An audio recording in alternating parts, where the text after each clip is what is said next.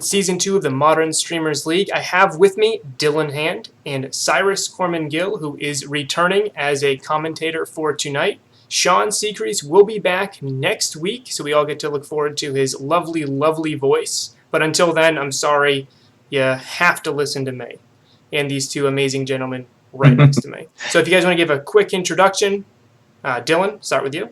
Yeah, I'll start off. So, hi everyone who don't know me. My name is Dylan. I am a regular competitor on the Star City Games SCG Tour. Kind of started really getting into Magic last year, the competitive side of it. Had a good amount of success playing Modern Humans. That's kind of what the deck that I'm known for. Kind of like Cyrus is known for Storm, I'm known for Humans. These days, I just trying to do the grind full time while I'm a database engineer for an insurance company Monday to Friday. So the fun job, the fun life. Yeah, that pays. That pays to let me go have fun. Like I was in Texas, yesterday. Finally won my first piece of hardware. I won the Standard Classic yesterday. Congratulations. So playing Kethis combo for those that haven't seen that deck. I didn't even play the deck before, and I didn't lose a match. It was amazing. So. It's sad that it probably won't get to play it again, but anyways, I'm talking too much. Not at all. And Cyrus, a team member of mine on Team Ice. Yeah, hi everyone. I'm Cyrus. My name is Cyrus CG on Twitter. Moto, basically everything. I play a lot of Magic and a lot of different decks, but I have certainly done the best with Storm. That's the deck that I'm known for. Basically all of my major tournament results are with Storm. I won an Open and then got second in Tournament Weekend, I think, are the two things I did. So yeah, but I'm excited to watch some Storm tonight, and it should be exciting. Sounds great. So for those who don't know, the Modern Streamers League is a collection of 20 streamers on two different teams, Team Fire and Team Ice. This is a charity league. We are playing for two different charities. Team Fire is playing for A21, and the link to donate to that is right below. If you donate to the league or if you sub to the league, all that money will go to the winning team's charity. So A21 is working to abolish slavery worldwide. It's 2019. We still have slavery. It's a big deal. So please, please open your credit cards and help that wonderful, wonderful group. Team Ice is playing for the Cancer Research Institute, working to end cancer worldwide. These are two worldwide global charities because we are a global worldwide league. We have players all over the world, which is absolutely fantastic. Now, we are sponsored by Card Hoarder and Card Kingdom. Those are the two places I've talked a lot in previous weeks about. A Card Hoarder is where I get all of my digital Magic. For anytime you see me play on MTGO, all of my cards came from Card Hoarder. And the decks I'm playing in paper right now in Card Kingdom, all my cards came from there, especially foils. I got a couple awesome foils for my Amulet Titan deck, and I'm starting to foil out my Druid Karn deck. So Card Kingdom is the place that I've been going for those. Digital product, Card Hoarder. Paper product, Card Kingdom. So, we have a lot of exciting matches today. To recap what happened before is we had, I can't imagine how much closer Season 1 could have been with Team Ice winning 26 out of 50 matches. So it was 26 to 24. You really can't make it any closer and have a winning team. So Team Ice barely scraped by to win the season last 5 weeks. So now Team Fire has to come back and win this season and win more matches to come away with the trophy and to get all that money to go to A21 versus Cancer Research Institute. But at this point, because both are great charities, we're also playing for the pride of it. So the two numbers you guys see below, 0-0. The first number is winning weeks for this season. The second number is winning matches. I'll be updating that as the night goes on. But our first match, I want to jump into it, is Francisco versus Caleb Schur. We're going to have a forecast of Doom from Cyrus Corman-Gill, and then from that point, we'll jump right into the match. So we'll be seeing you in just a minute.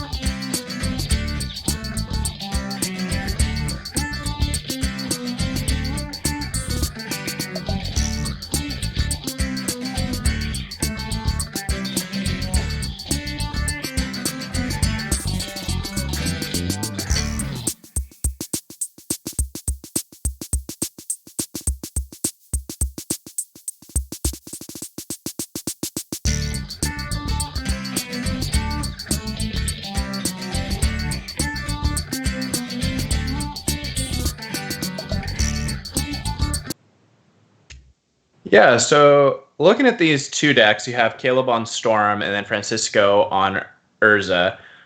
Generally, how I feel about Storm is, the thing about Storm is it's going to win on turn 3.5, between turn 3 and 4, if your opponent's not really interacting, especially with the removal, almost always. And if Remand is good, the deck is going to be really good. I think Remand is pretty good against this Urza deck, because if they're tapping out for Urza or for a Whir or something like that, a Remand into having your own combo is really effective. But looking at Francisco's side, he does have things, a pretty good amount of main deck hate for the Storm deck. So the thing about Storm is, it's not really that good at winning through hate. Like when your opponent has a Grafdigger's Cage, a Nile Spell Bomb, a Damping Sphere, you can't really do anything, and your cards are so weak on their own in terms of Pyretic Ritual, Desperate Ritual. Those just aren't real Magic cards that do things. Especially Gifts Ungiven is a 5-4 mana draw 2, just not good enough for Modern. So it's going to be a lot about if Francisco can land one of those hate pieces before Caleb has the chance to repeal it or braid it, bounce it, something like that. But the other thing about Caleb is he is, a Storm Master, and he always finds a way to win through a piece of graveyard hate, a soft graveyard hate that I wouldn't see usually. So it'll be interesting to see how Caleb is able to navigate these games around a piece of graveyard hate, which is all but guaranteed with the card selection that the Urza deck has. So I think it'll be pretty close. I imagine that Storm is slightly ahead, but we'll have to see.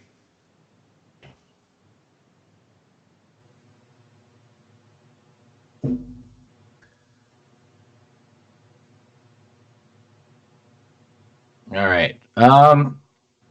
Okay, so it looks like he took a mulligan here. Yeah, so you played a bit of this Urza deck, right? Yeah, it's kind of like moving from Hogak. This is where I think I want to be. I've been talking to Harlan Fear a lot. He just won the Open with this deck. This is obviously different. So it seems like Francisco is trying to win the game with Karn, the Great Creator, lockouts, which, if you combo with Urza and then you get to Karn Lattice all in one turn instead of over multiple turns like other decks do. So Francisco, I'm going to assume, knows what the matchup is. So mulliganing to this main deck Grafdigger's Cage is going to be pretty good here. Yeah, and it's pretty hard for Caleb's deck to win through Grafdigger's Cage game 1. You can Natural Storm, which is difficult to do, or you can find your one copy of Repeal. But it certainly gets much more difficult to answer Grafdigger's Cage. That being said, the rest of Francisco's hand is pretty poor. There's going to be a bobble to fix it. Urza's pretty slow here, but the Grafdigger's Cage is going to buy him a lot of time. Right. Francisco's going to be on the lookout for some pieces of the combo at this point, or were. Astrolabe, love Astrolabe, just casting cards that just draw cards. Yeah, definitely going to want to bobble here. Yeah, I really like Francisco's sequencing. He's making sure to look at what his cards are with the bobble, and then you see he has the Polluted Delta in hand. So you can choose to either play the Polluted Delta or one of the other cards and draw that card with the delay bobble trigger, or with the Astrolabe immediately. Right, and he definitely wants this Opal here, and he's concealing it here, which is really good, because you want to conceal the fact that you have the Opal there, because it might make Caleb make a different play, because what Francisco can do now is play Urza on turn 3. Francisco's going to have to watch out for Remand, though. If he just gets his Urza remanded on this following turn, it's going to be a pretty big tempo swing, but like you mentioned, this Grafdigger's Cage presumably is going to do a lot of work here. It's slowing the game down, so.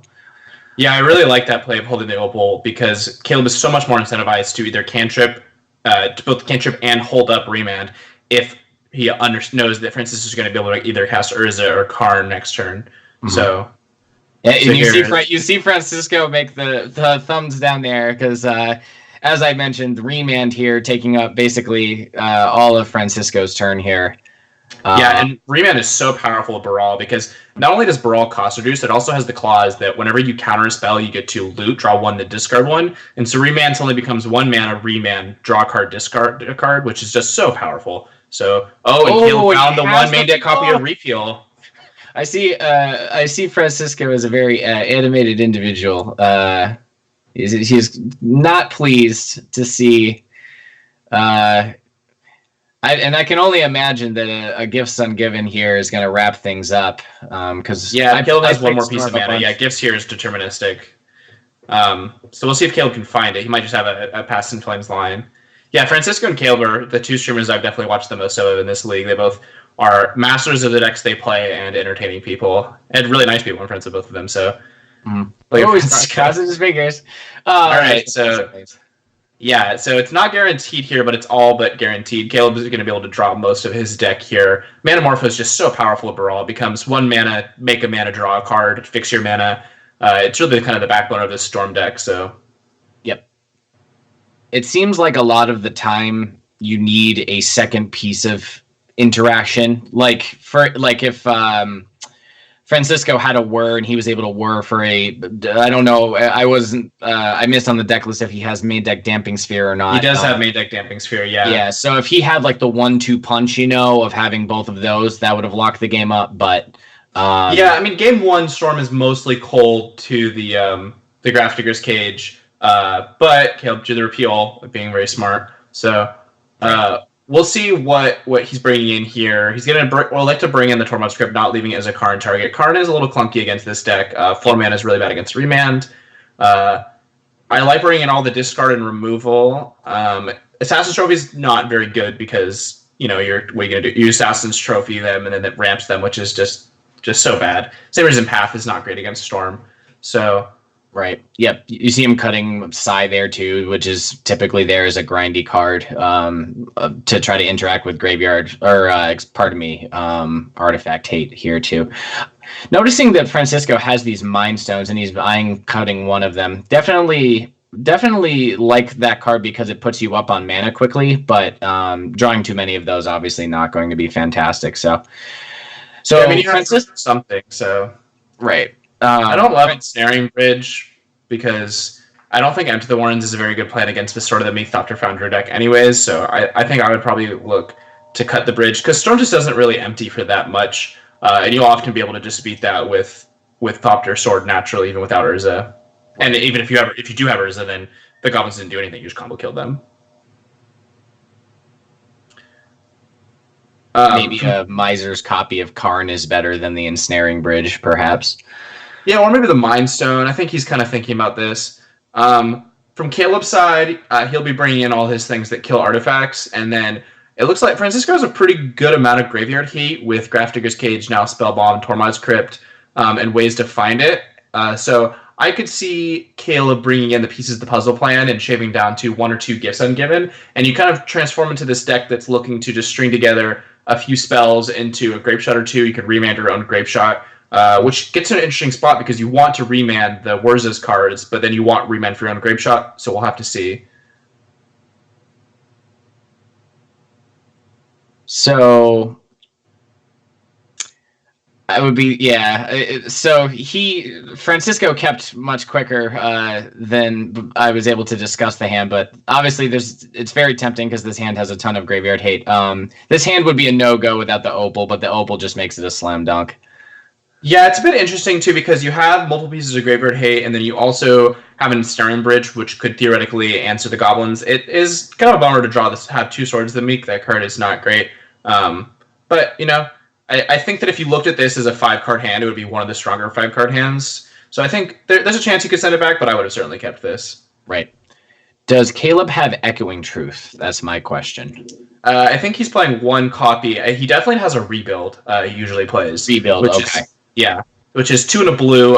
Both players Hercules Recall, so each player returns all artifacts they control to their hand, or they own to their hand, and then it has cycling for 2. A recent addition to the format from Modern Horizons. It is from Urza's Legacy, previously a Vintage All-Star. Now it's been kind of supplanted by Hercules Recall, but... Yeah, so 1 Echoing Truth, 1 Rebuild, so...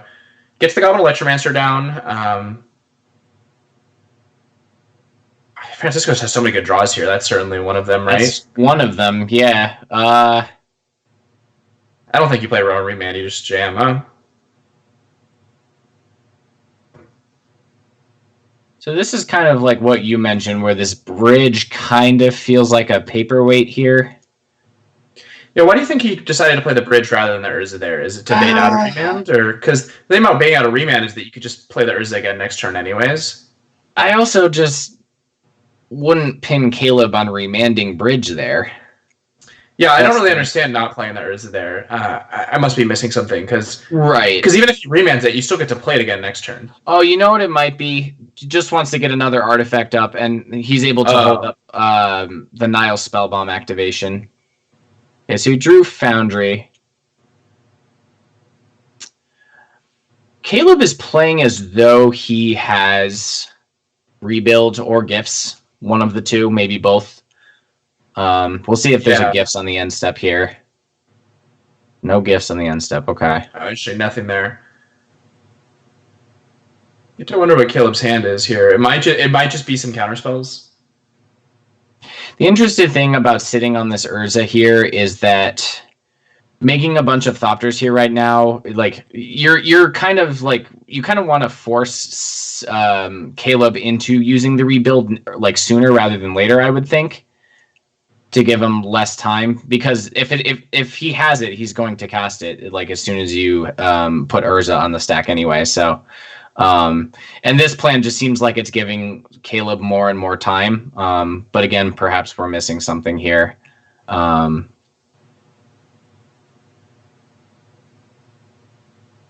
Attacks for 3 here.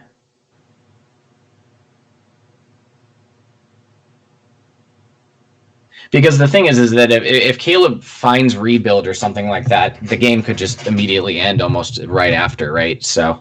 Yeah, you have to wonder what Caleb has here. He might have some pieces of the puzzle in hand and is trying to save as many spells in hand.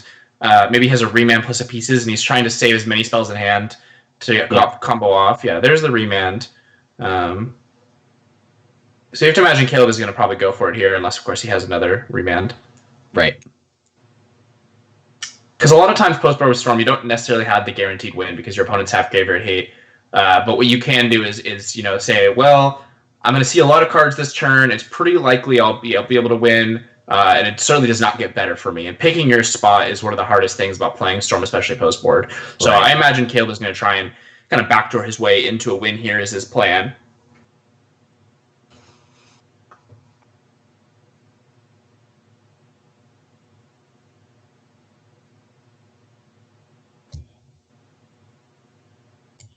Yeah, I haven't seen this Urza deck in action too much, just because I was so focused on Hogak and you know, everyone's kind of was for the last few months. So it's a really cool deck, though. I mean, Urza is a really powerful card, a card I obviously designed in order to make an impact in Modern, and I think it's done it in a fairly healthy way so far, but we'll have to see because a lot has changed in the format, and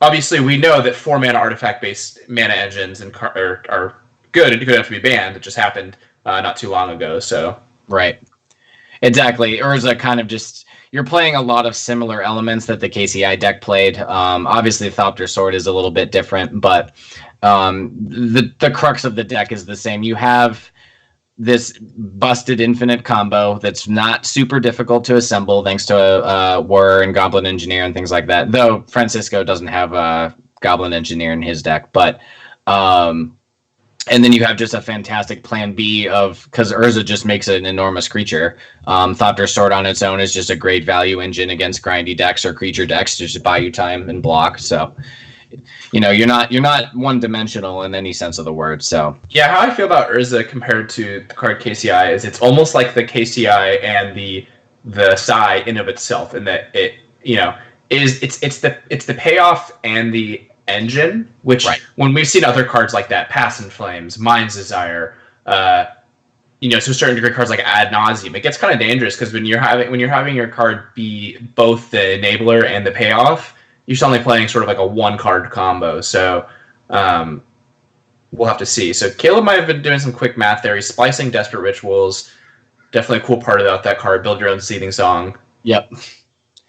And I would imagine, at least from my limited experience playing this, that Caleb would not be casting his rituals if he didn't intend to win the game this turn or do a significant amount of damage. I mean, he has complete information here. He knows that there's this Nile Spellbomb he's facing down. His graveyard, for the most part, is completely cut off.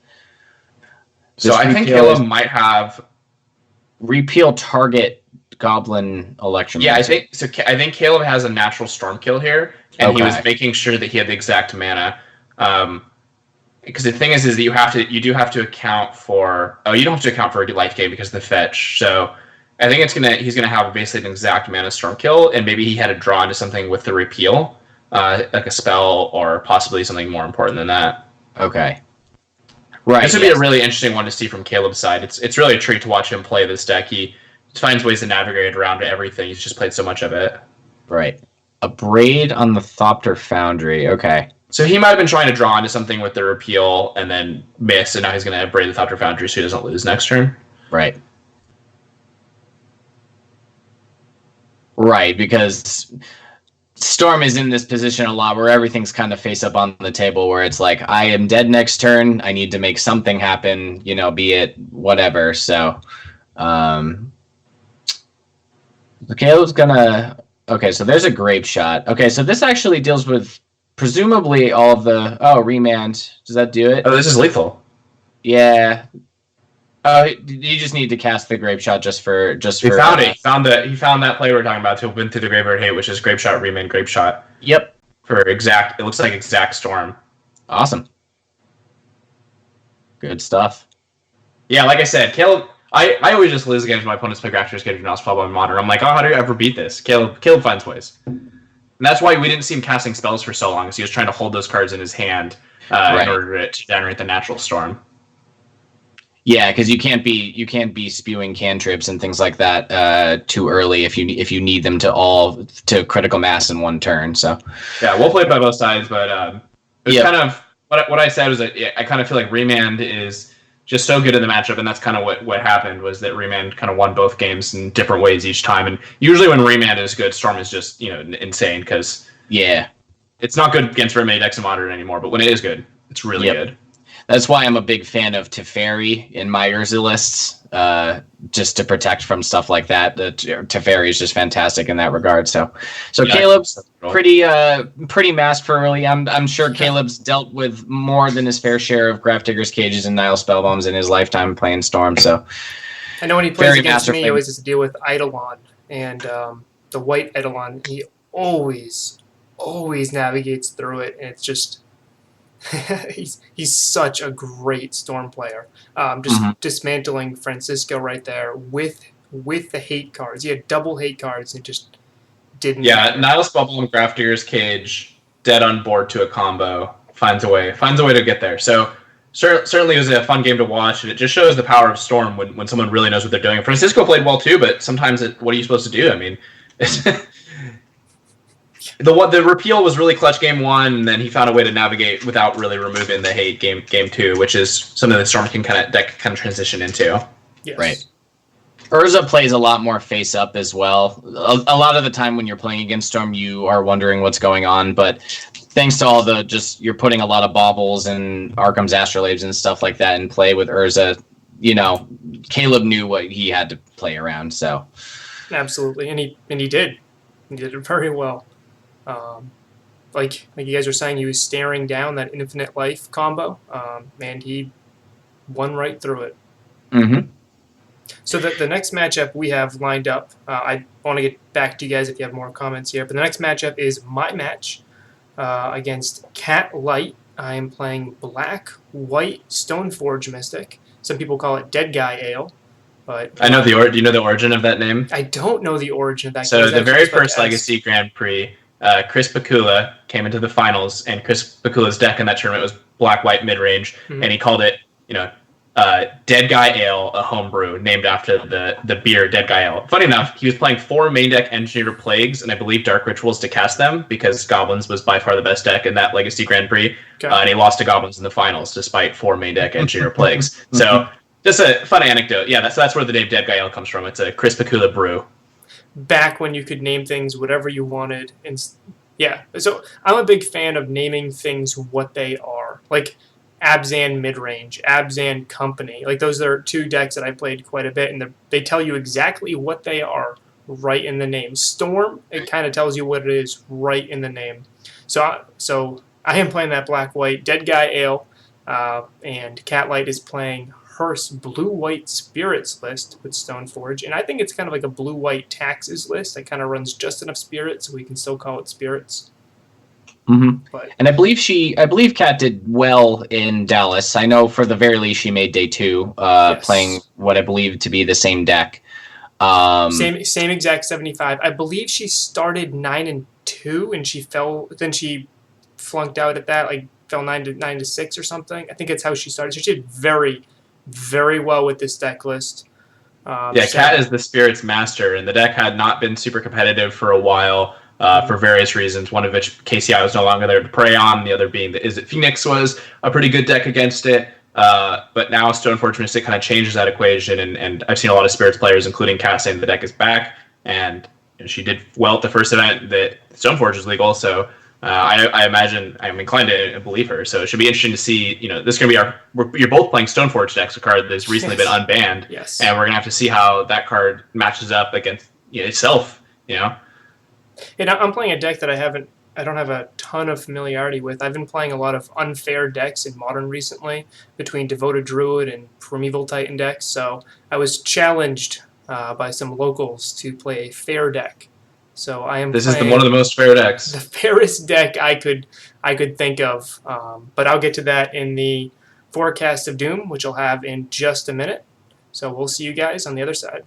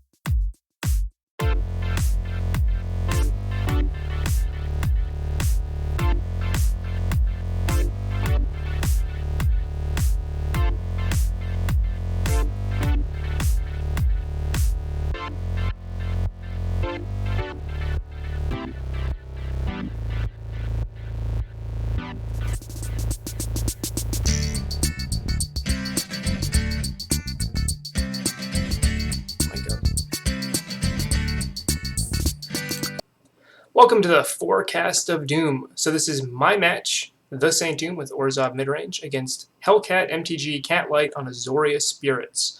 The key cards here are all the spot removal in my deck, the Fatal Push, the Path to Exile. I'll even count Liliana of the Veil Edicts, and I also have a Collected Brutality, which is also a pretty good removal spell. I do have one Plague Engineer main board, which is going to be pretty good here because it can knock down Naming Spirits and shut down a couple of her Spirit Engines. It can also name Human and kill a Thalia. It can do different things like that. Either way, just Plague Engineer is going to be probably one of the best cards on my side of the table. And then looking at Kat's side, she has a lot of interaction. That Mariner, which because it's a shapeshifter is also a spirit, looks really, really well positioned against all the interaction that my deck has. Between the Fatal Pushes, the Liliana Edicts, or Ultimates, the Brutalities, between the Tide Hollow Scullers, the Thoughtseize, and Inquisition, all those cards get taxed by that Mariner. In many ways, Mariner probably is the best card Kat has in her deck against mine. Except for the fact that she's running Sword of Light and Shadow. For those who don't know, Sword of Light and Shadow is protection from black and white. My deck is black and white. So I know that when this is an open deck list league, so I knew going in, I said, haha, Cat was gunning for me with this sword. So I know that I'm going to have to Thoughtseize, Inquisition, or Tide Hollow Sculler, rip that card out of her hand. And I know Cat, she's very smart. She's probably going to try to set up a situation where she can fetch it with Stoneforge and cast it the same turn.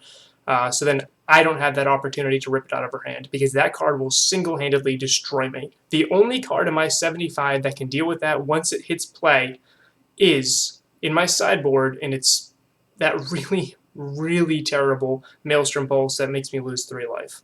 I don't even want to say it because it makes me anguished that I have to play that card in my board. So overall, I think these are very well matched up because the tax effects on Azorius Spirit side versus all the singular targeted removal and interaction on my side of the field. I'm very excited for how this will play out. A little nervous because I am 5-0, and I don't want to lose. I don't want to lose the undefeated crown. So let's watch it. Let's see how it all plays out. Actually, hold on, real quick. I actually forgot that I have a deck tech that I made for you guys, so I'm going to share you that deck tech, and then we'll get straight to the match. I am TheSaintDoom, and this is my deck tech. I'm playing a black-white mid-range strategy, which is a kind of a cross between a green-black X strategy and a tokens theme, like a black-white tokens deck. Now, instead of having green cards like Assassin's Trophy and Tarmogoyf, I'm loading up on these black-white powerful mid-range cards. I'll jump into them real quick. So my mana base is pretty stock for a black-white list. I'm running as many basic lands as I can to utilize my fetch lands, kind of go as painless as possible. I'm running 2 Shambling Vents as my man lands, which become 2/3 Lifelinkers. I have a couple Silent Clearings, a couple Field of Ruins, and I am running a Vault of the Archangel to give my creatures lifelink and death touch to help go over the top of aggro and mid-range. My removal suite is right here. I have a cross between Fatal Push and Path Exile with a single Collective Brutality. Now the reason why I'm loading up on Fatal Push instead of Path is I'm trying to outgrind my opponents. I don't want to give them lands if I don't have to. I have 6 discard spells, hand removal spells, 2 Thoughtseize, 4 Inquisition of Kozilek. My 4 Tide Hollow Sculler work very well with those because usually I can take an opponent's removal spell, play a Tide Hollow Sculler, grab their important card, and then kind of try and run away with the game.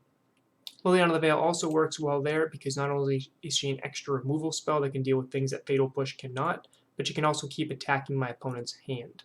Now I have Dark Confidant and Stoneforge Mystic as kind of my Bob Goyf Skoos to compare this again to a green-black mid-range deck. Both of those are card advantage engines that can kind of get going. Stoneforge Mystic, of course, draws you an equipment right away. Dark Confidant draws you cards over time. Now they're both kind of squishy, both kind of small, but they both equip swords and batter skulls really well. Kalitas is my big top-end curve topper, and I'm using Kalitas to work with, again, Fatal Push over Path, and Liliana of the Veil Edicts to get a bunch of zombies in play.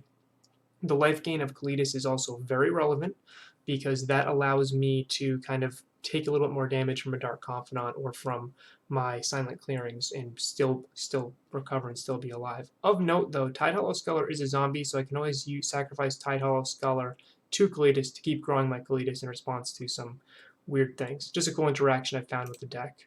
Plague Engineer is a fantastic 2-for-1 card. That's in the place of Liliana, the Last Hope, and I've really been impressed with that card so far. Then I have my 4 Lingering Souls, which make my Liliana +1 it doesn't affect me as much as it affects my opponent because I discard half of a card, I lose half a card, my opponent loses a whole card.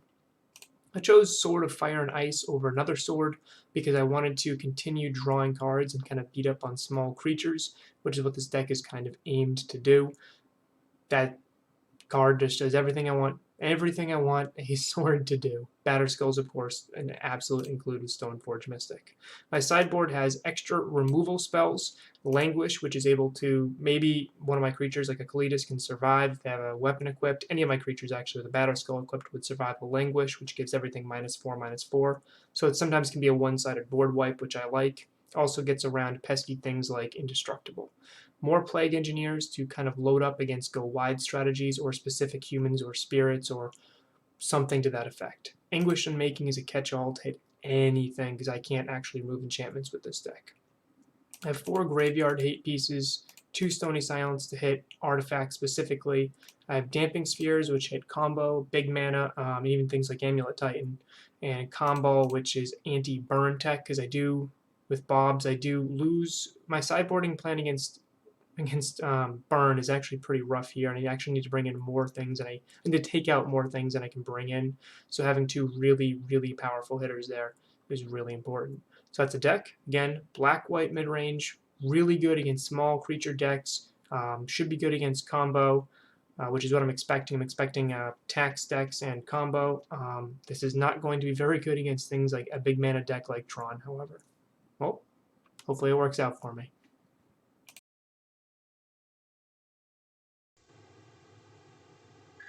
All right, so it looks like we're, of course, from your perspective here. So this hand is pretty land heavy. Yeah, I would have been a little inclined to keep that hand, but I'm also basically I've never mulliganed a hand. Yeah. I just think that Stoneforge Mystic is so powerful, and mulling in a fair mirror is not great. And Tideholder Scholar plus Stoneforge Mystic plus 5 lands, that's like the hand that I think I would have kept. You also have a Field of Ruin for a Mutavault. But I don't mind mulliganing it either. I think it's close. Right. So this Mausoleum Wanderer is a fantastic start because I'm pretty sure that Mike is not going to be interested in trading this Inquisition of Kozilek for a Mausoleum Wanderer. I'm clearly. Yeah, I think I would maybe be willing to do it. You keep pressure off board because I think since you're going to follow up with a Liliana, if Cat is going to trade the Mausoleum Wanderer for Inquisition, you're pretty fine with that just being your third Fatal Push. And then you Fatal Push her first 1 or 2 threats, and then you play the Liliana and hope to steal a game up that way. Yeah, so I think this is actually a fine exchange because he has the 2 pushes into the Liliana. I suppose the Liliana changed the equation there, yeah, because you basically just want to curve out, and especially Cat doesn't have Aether Vial here. Aether Vial usually makes these type of matchups where you're trying to hold up removal a complete mess. But as it stands, other than Spell Queller having Flash itself, I mean, anything. I suppose there's Rattle Chains, but other than that, Supreme Phantom, the name is escaping me, Selfless Spirit, creatures like that. So if Cat passes Unsettled here, Mariner would be the worst thing here. Yes, that's true. Because SaintDoom would then, have to use 2 mana to kill it and wouldn't be able to play the Shambling Vent tapped, and this could delay Liliana. But if you spend turns 2 and 3 Fatal Pushing and then turn 4 play Liliana, it's okay. So that was the card he was hoping she didn't play, and then yes, the Mariners. So so with the Shambling Vent and Liliana, this Unsettled Mariner makes things so complicated because Mike is pretty much has to do this now to play around Spell Queller. Also notably have to use a fetch land, so he won't be able to, as it stands, trigger Revolt to kill a Spell Queller with the other Fatal Push there.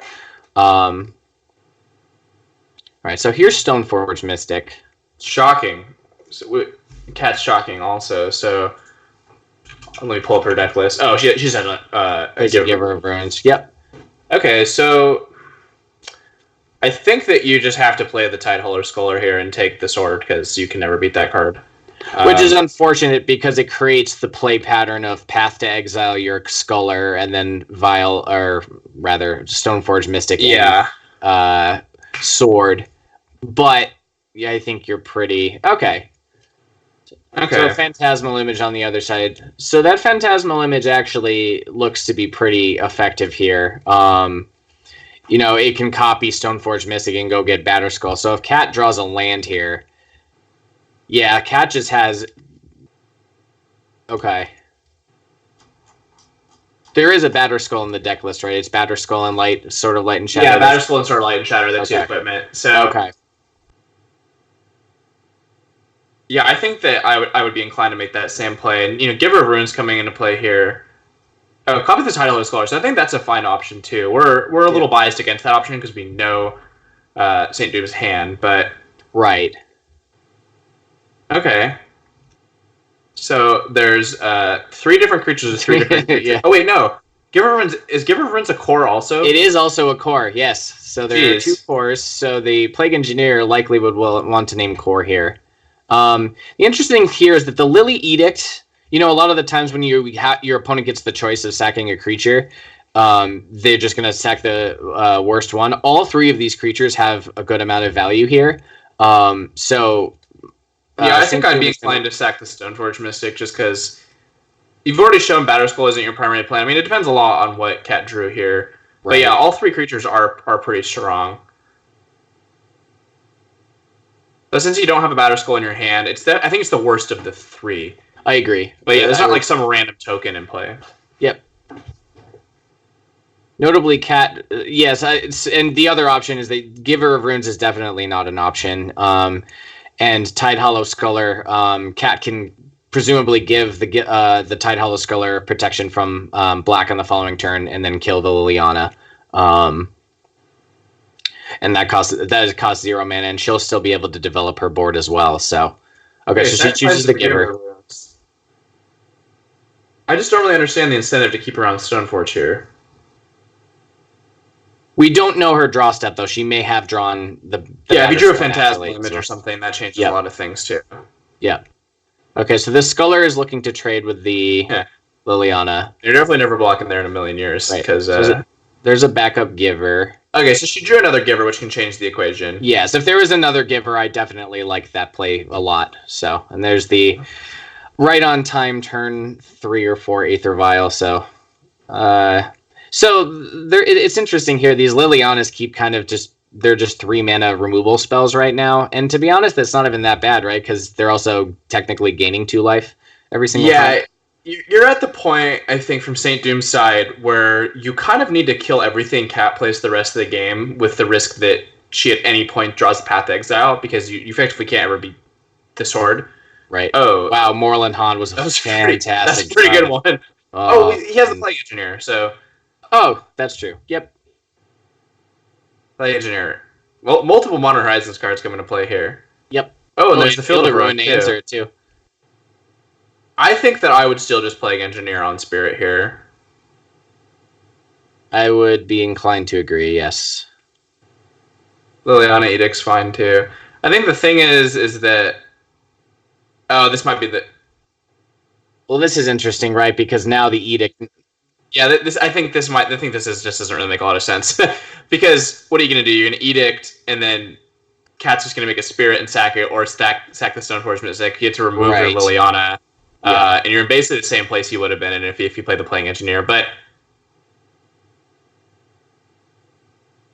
yeah, so I think what I would have done is Playing Engineer on Spirit and then start get the Liliana going next turn. But effectively in a similar spot, just wasn't a great exchange of cards. Yep. This Liliana technically, although I'm pretty sure Cat would probably be pretty incentivized to trade Stoneforge Mystic for Lily here. Though I could be wrong. So the Sculler is coming at... I think they changed something on Magic Online too, where you can't see where, unless you hover over, where the creatures are attacking now. That is correct, yeah. So, yeah, I would just go Field of Ruin plus Slam Stoneforge here. Yeah. Goes for the Stoneforge. I wonder if Spell Queller came rolling off the top the previous turn there. Yeah. So he could have fielded there also, though, right? 1, 2, 3. Yeah. So you could you could do field in Stoneforge. Yeah. Right. Yeah, because you want to just use that field now to just get that. Yeah, and just get rid of the Moreland Haunt. So right. Here, I don't think it matters a ton which one you get. I think that you kind of want your creature. Yeah, I think that I would just get the Batterskull. Yep. The Sword of Fire and Ice is just interesting because all of the creatures on the other side of the battlefield died to the 2 damage trigger. Yeah, and the main problem being that you're not going to connect for a few hits, and Batterskull just gains like basically an insurmountable amount of life. Right. But because that makes white spirit tokens, yeah. So Cat's going to get a few more spirits out of this, but I think what SaintDoom is also thinking is he has the Playing Engineer to clean up these spirits anyways, and maybe wants to save the Field of Ruin for a Mutavault, which I respect. However, in this situation, if a spell queller comes off the top for Cat to spell quell, or a Supreme Phantom to anthem the it'd be a total disaster. As it stands, though, I'd imagine forecasting the following turn here that Mike is going to get a nice clean 3 for 1. Yeah, there's actually no lords in this version. It's more of a taxes type of deck. Interesting. Okay. So this Plague Engineer is going to be pretty sick here. So yeah, the only risk really was the Spell Queller. But this ended up being pretty nice for TheSaintDoom here, with Cat committing to the board with 2 more creatures into the Plague Engineer. So a pretty good level of patience there on his end. Oh, looks like we have a question. What do you think is good for Syracuse in Legacy? Well, we were actually just talking about this. I think always in Legacy, if you want to win, you should play a fair blue deck. So Brainstorm, Force of Will, Ponder. Wasteland's a pretty good card too. So if I really wanted to win, I'd be playing Delver of Secrets. I think that the different Chalice decks are always pretty viable, although I'm not a huge fan of them. And as far as other decks go, I think Sneak and Show is a fine bet. I think Turbo Depths is a fine bet. I would feel comfortable playing one of those decks. I would certainly stray away from almost any other deck in the format. I think Storm is fine, but I would just pick up Storm if you're not already playing it. Yep, I have a Moonstompy too. It's good. Moonstompy is still good because so I'm a Chalice player for the most part, because when I don't play Legacy very much. So I was going to ask your opinion about Red Stompy as well. That deck getting the pickup of Karn the Great Creator was pretty good. So that Plague Engineer came down and wiped up all his spirits. So now the game looks pretty reset again. And I would say Michael is a little bit ahead on the board here. Yeah, we have a Sword of Fire and Ice. So. Yeah, there's a Sword of Fire and Ice. It's funny, I actually glanced back at the screen and I saw the Tide Hollow Sculler with the sword underneath it, and I was like, wait, is that sword equipped to the Tide Hollow Sculler? But it's faded out. Yeah, it's kind of like when you play Cube sometimes and you're playing some deck, like you're playing Legacy Cube or Modern Cube, and you have your blue-red deck, and your opponent plays Sword of Fire and Ice, and you're like, oh, you have the sword that's protection against every color in my deck. That's kind of what this game is like with that Sword of Light and Shadow, if Cat was to ever connect with it. But thankfully, TheSaintDoom was able to rip the Inquisition. So here, I think the play is you just go activate Stoneforge, put in Sword of Fire and Ice, put it on Plague Engineer, and smash, right? I would say so. I mean, what do you put it on? Which one do you put it on is the question, I guess. The Plague Engineer is... The Tide Hollow Sculler is not expendable.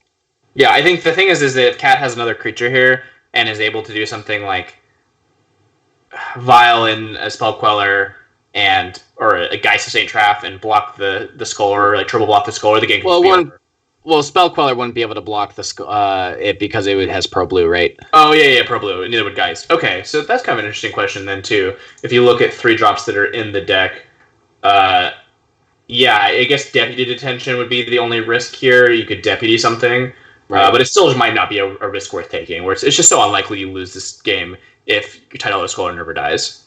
Right. Batterskull is another one. Yeah. Right. In the tank here. The active Stoneforge is still out.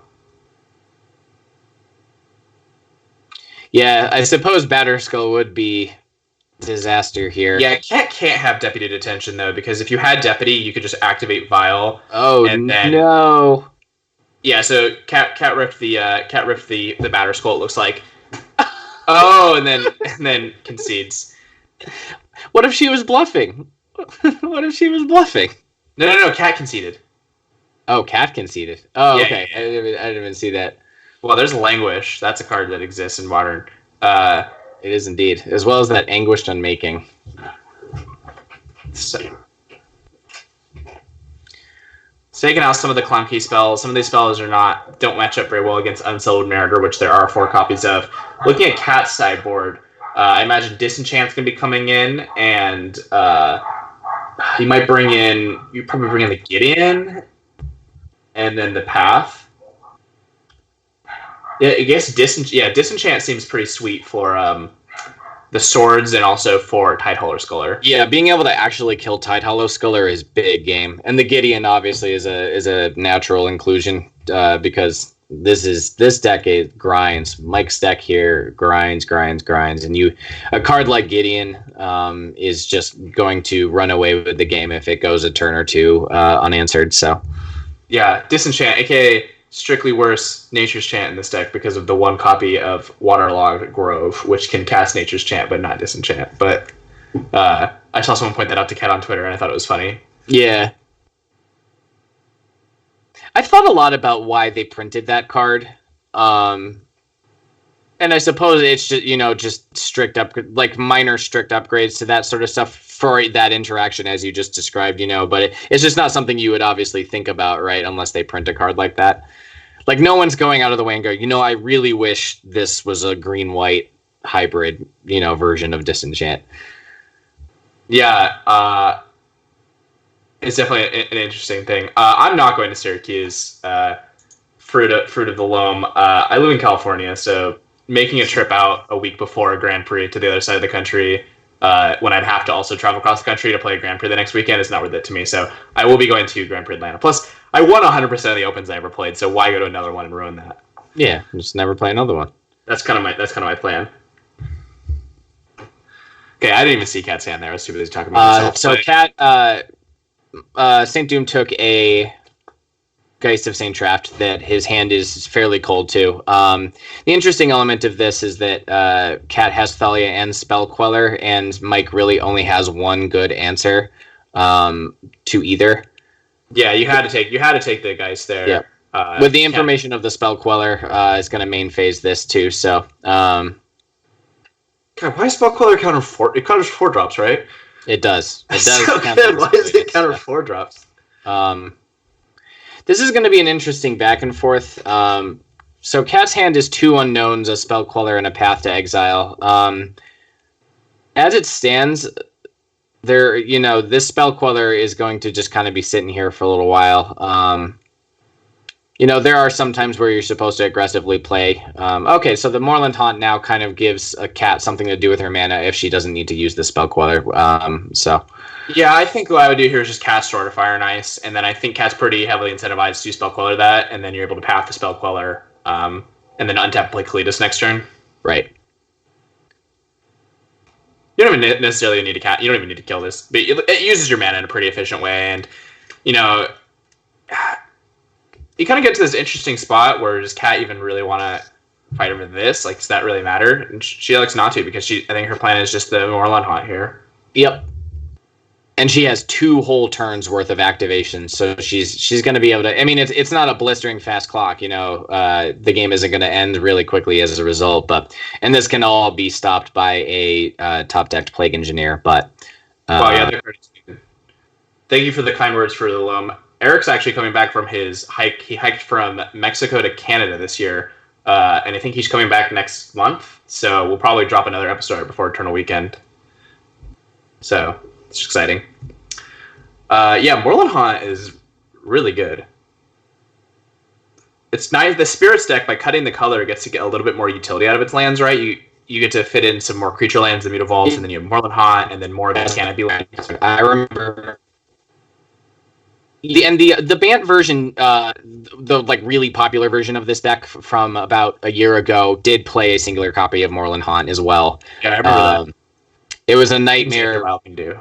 Yeah, playing against humans or playing with humans against Moorland Haunt is demoralizing because you are trying to run your creatures into their creatures. They're making a 1/1 blocking and then attacking in the air back. So yeah, that matchup's pretty bad for humans, right? For that reason, basically. Oh yeah, it was a big reason why humans disappeared off the face of the earth for a little while. It's basically like the mirror, but all their stuff flies. Correct. They get to control the flow of combat, so the only games you could win are outsizing them.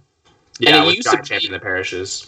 It used to be super easy to outsize them, and then they printed a 1/3 that makes all your other creatures +1/+1. So, once they caught up on the amount of lords they realistically get to play, instead of a 3-mana 2/2, they changed the dynamics of that matchup a ton.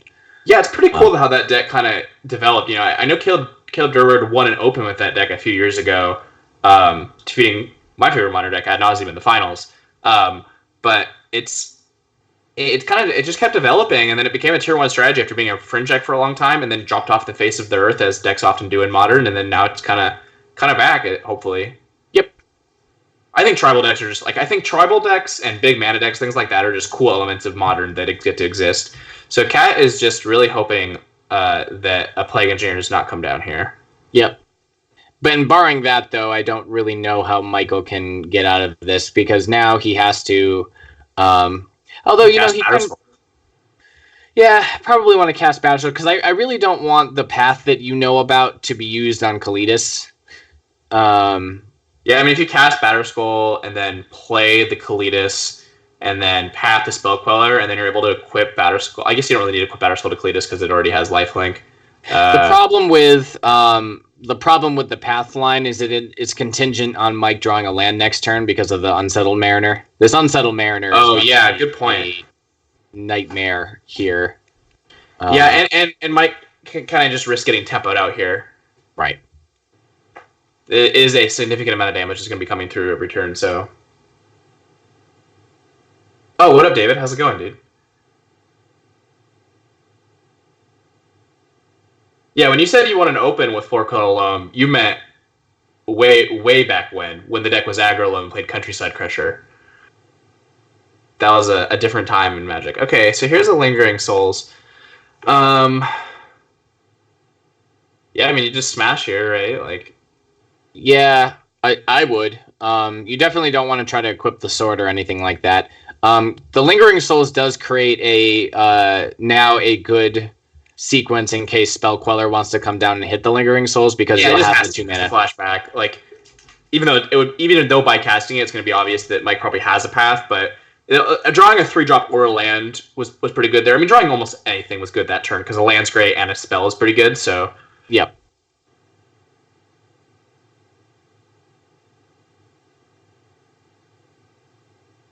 Yeah, Mike is on the hunt for one of those Plague Engineers for sure. How do you feel about that card, Dylan? I think from a design standpoint, I've heard a lot of Legacy players say that from a design standpoint, it's not very good, and I think it's just probably all of the True Name Nemesis players. But I think that card is a very good design for the most part. It gives a lot of tools to decks that don't really have a lot of, black decks. They have a lot of pointed removal, but you have to play Damnation against a deck like Elves. But now you can just play something like Plague Engineer instead. Yeah, I mean, my main problem with it is it's a card that you can just play. That's a real card that just validates entire decks. But you're certainly best known for playing tribal decks, and if you feel okay with it, it's like, yeah.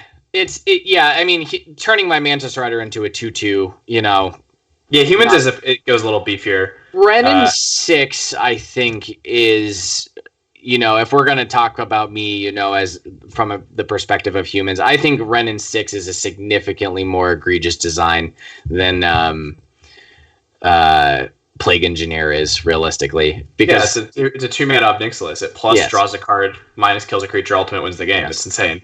Yes, that matchup, the Jund matchup for humans is just.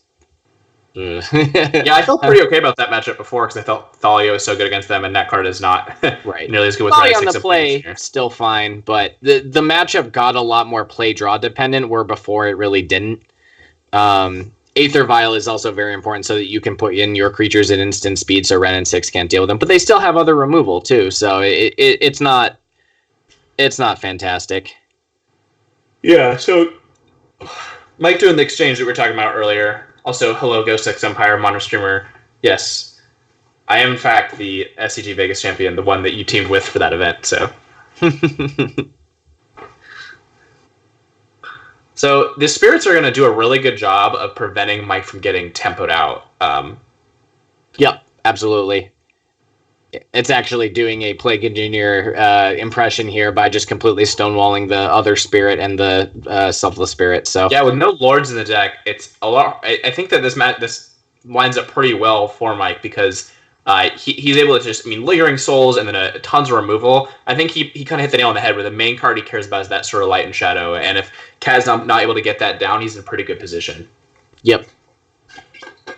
And that's the beauty of Lingering Souls. I was talking to someone this weekend about the card Lingering Souls itself, and the fact that it's a white card and Stoneforge Mystic is also a white card, meaning they're they will frequently be in the same deck together.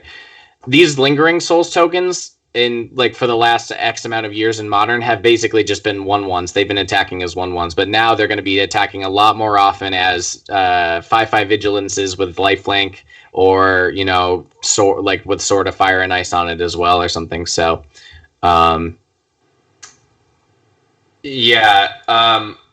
Lingering Soul. I mean, that's a combo that's existed in Legacy forever. Was Lingering Souls plus Stoneforge Mystic. Right. Won a Grand Prix, maybe multiple Grand Prix.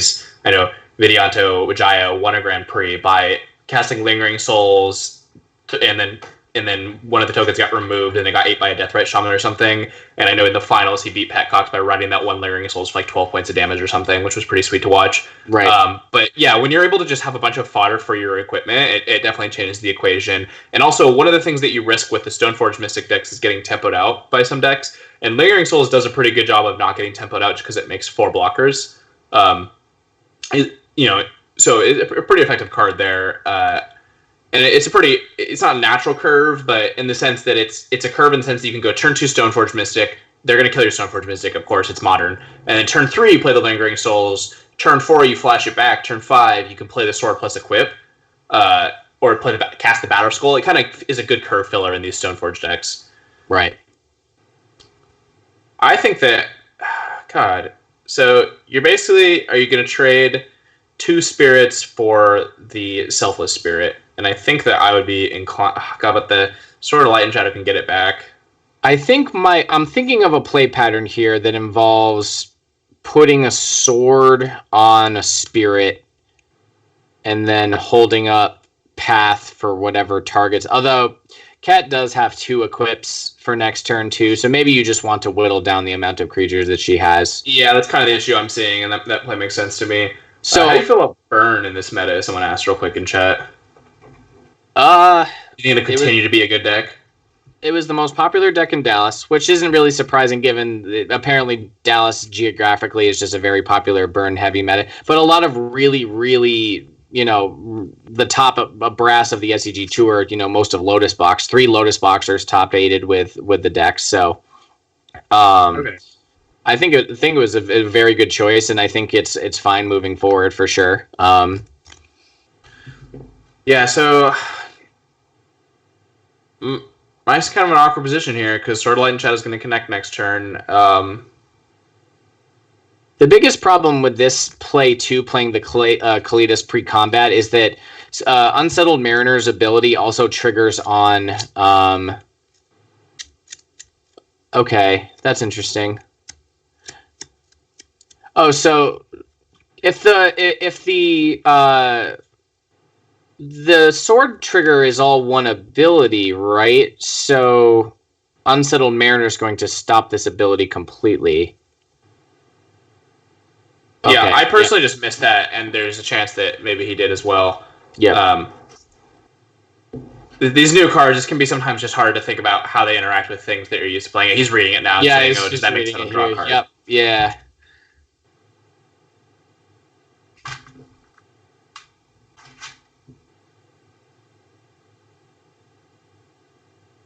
As it turns out, though, getting rid of that Selfless Spirit now is fine, but I suppose it can just keep coming back thanks to the Sword of Light and Shadow. So, yeah. Why did Kat sack the Selfless Spirit? I didn't really understand that. Is it because maybe she also thought that the Sword of Fire and Ice would kill it or something, and then she wouldn't be able to get it back because of Cletus? Yes, if she's playing around a land in his hand, if he has one, then it's just a complete disaster after that. So, okay, so this Unsettled Mariner is big trouble now. Yeah, Kalidas is a pretty good answer to Sword of Light and Shadow to some degree, though. Right. In the sense that there is a finite number of creatures in the graveyard, and Kat also has a Merlin Hawk going, so she doesn't just get infinite creatures. Right, and the other thing is, like, without Kalidas in play, Cat has the line of just keep attacking with Unsettled Mariner and returning Selfless Spirit every single turn to, stop Batterskull or whatever. Yeah, I actually really like playing the Kalidas last turn. I think that's much better than just drawing a card and chalking something. Yep. Fatal Push was actually a fantastic draw there. Yeah, this is going to be a pretty good turn. A pretty good turn here for Mike. I think this black-white deck just lines up so well against the blue-white deck, because the blue-white deck is sacrificing some removal and stuff for cards that are better against other decks, where this black-white deck just has so many great answers and good cards in mid-range mirrors. Yep. This Kalidas notably turning off that Moorland Haunt, essentially, for as long as it's in play as well. I believe there is a Thalia still in the graveyard, but yeah. Other than that, it looks this like Kalidas is super impressive here. Yep.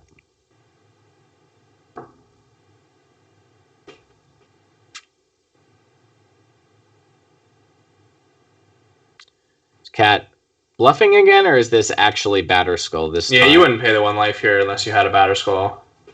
Yeah. Okay. Not bad. So I'm trying to piece together the path on that in response there, but because the problem with this now is that the now Mike has no removal for the Germ token, and if that Germ token takes the sword, that's pretty problematic here. But yeah, I mean, that Germ was a pretty good rip. Yeah, it's hard to think about playing around a Germ coming out, but because I think his plan was just to race it before, and then what he would have done here was remove that, and unless Cat has exactly Batterskull in hand, he's just going to attack for 1 million and gain life with the Kalidas. So I think it was a fine play. Draws the Fatal Push off the top, but again, this Unsettled Mariner just taxing Mike's mana so much here. Yeah, Karn has been really impressive this game. It's a pretty good natural fit into these blue-white taxes sort of decks, so looks like we're going to see a Batterskull equipped to the Unsettled Mariner. Okay, it's just going to equip to the Unsettled Mariner, and then the Mariner's going to... Okay, so this Mariner is essentially... This is... Assembling Voltron. Assembling Voltron. Not sure how Mike can climb out of this one at this point. Yeah. Disenchant. That's not Disenchant. What does that card even do? Creature's life. That's Vault of the Archangel. So can you attack no with everything and then Fatal Push your own creature so they don't get in line? That wouldn't kill them, but you kill them. There's no blocking to be done here. So you just assemble your own Voltron here. Yep. So this is an attack for 7. So this is interesting, right? Because they're both the Unsettled Mariner's a little bit bigger. So going back and forth, there's a little bit of racing to be done here, but yeah, but at one point, well, because the Thalia's going to come down next turn, right? They got returned to hand. Because Mike does have the option of Fatal Pushing his own creature. There's a Lingering Souls, which could change the math slightly. So the biggest problem here is that this Unsettled Mariner, barring anything else going on in this game, is going to attack for 8, put Mike to 1.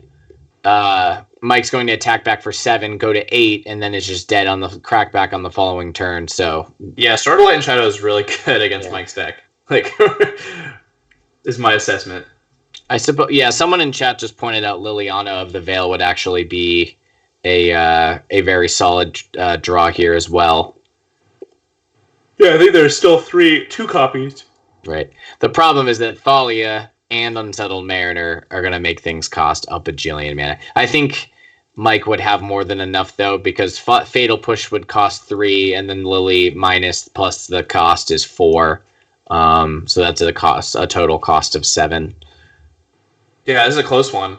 This 2 mid-range decks going at it, kind of exchanging resources and seeing what's left over. I think there was a point where the Path to Exile was used on the Stoneforge Mystic, and it's allowed this Unsettled Mariner now to... okay, so there's another Unsettled Mariner here, so there's actually 2 creatures. So Liliana really not an out at this point then. Yeah, I think... maybe not, agreed though. with that. I agreed with that path in the Stoneforge Mystic, because his plan was just to race the Sword of Light and Shadow, because you're not really winning a long game there. Sure. And it allowed you to attack with the Kalitas, and which is relevant. Yeah, so this game is over, right? Not quite. There's attack for 7, trigger, pay 1, shoot the Thalia, pay your 1 and draw a card. Draw Liliana off the top. Fatal Push, the Unsettled. Pay 2, I suppose. Yeah, so it's going to be pretty expensive. You're going to start with the... Is it actually cheaper to kill the Thalia first? 1, 2, 3 for the Thalia, and then 1, 2 for the activation. Might just not even have the mana. Moreland Haunt do both graveyards? Moreland Haunt does not account for both graveyards, no. I didn't think so. Someone was saying Moreland Haunt made it so it was not, but I don't think there's any creatures in the graveyard right now for Cat's Graveyard. No. Yeah, Anguish I'm making is an out because he's going to gain life here from the connection. Targeting his own Kalitas, he doesn't need to pay the 2 mana for Until Mariner, and does not draw the Okay. Well, the card that says protection from your deck was good there. Yep. Oh, Languish? No, Languish wouldn't have been enough. That creature was too big. This has been an interesting match. Significantly more going on this match than the Storm versus Urza match. That one was... Yeah, this is real magic. Yes. These are both decks trying to do a relatively fair thing, which is assemble Voltron. Right. That was one thing that I believe people were talking about a bunch in Dallas, is that these Stoneforge Mystic Mirrors create a lot more back and forth in games. People are interacting with each other a lot more now as opposed to before, where it was put a 0 mana 8/8 into play on turn 2. So the matches were going well past time in Dallas for that reason. So yeah, I think Stoneforge Mystic is a fine addition to Modern. I definitely don't think the card is oppressive. I was mostly okay with it being banned, because the thing about Stoneforge Mystic is I don't think it actually usually leads to very interesting games. It kind of leads to this subgame of it's like a decision tree. It's like, can your deck beat Stoneforge Mystic?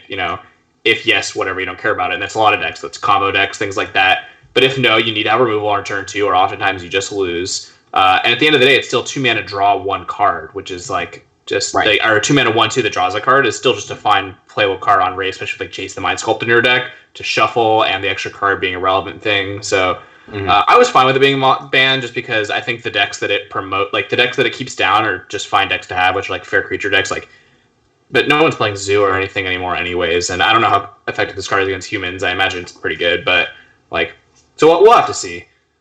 I just think that Stoneforge, more so than promoting fair decks, promotes unfair decks, because you want to just ignore Stoneforge, which is what happens in Legacy. Right. Stoneforge is certainly a premier strategy. It won the last Grand Prix, won the PTQ at Vegas. Blue-White Stoneforge is a good deck in Legacy. So Lingering Souls is the putback here. This Dark Confidant's going to be able to undo the mulligan pretty quickly, and also just make sure that Mike is hitting all of his land drops and stuff like that, because the thing about Cat's deck is, if Mike gets jammed up on 2 lands here, he's not going to be able to cast any of his spells because of the Unsettled Mariners and Thalia's just coming to town. So yeah, and I like Mike not fetching there, because I think that you're fine fetching a basic here, and the very small marginal thing of wanting to draw a land is important. Right. Someone's asked if I'm suggesting Storm isn't real Magic. Yep, that's me. I hate Storm. It's my least favorite deck in the history of Magic.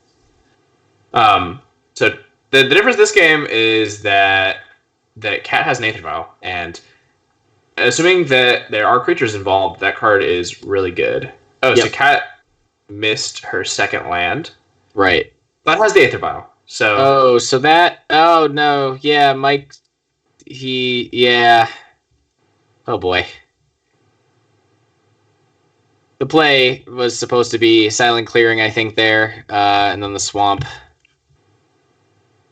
Oh, did he? Yeah, did he play a plains instead? And that. Yeah. So.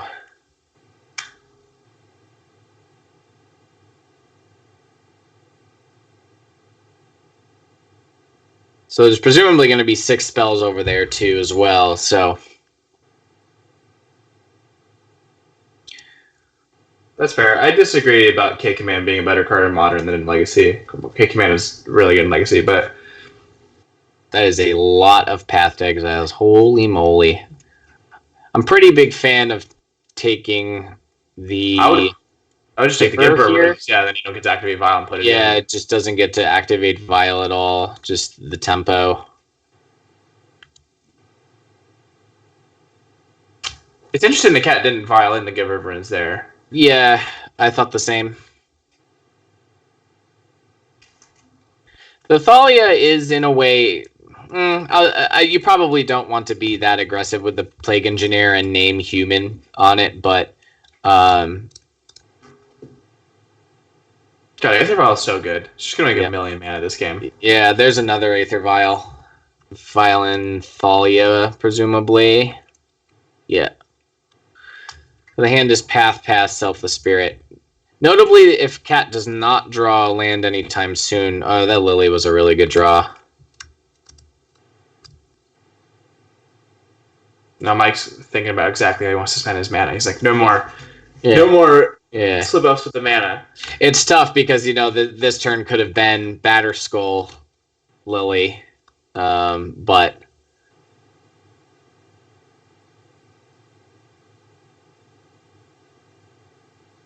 Playing the Plague Engineer, naming human, presumably.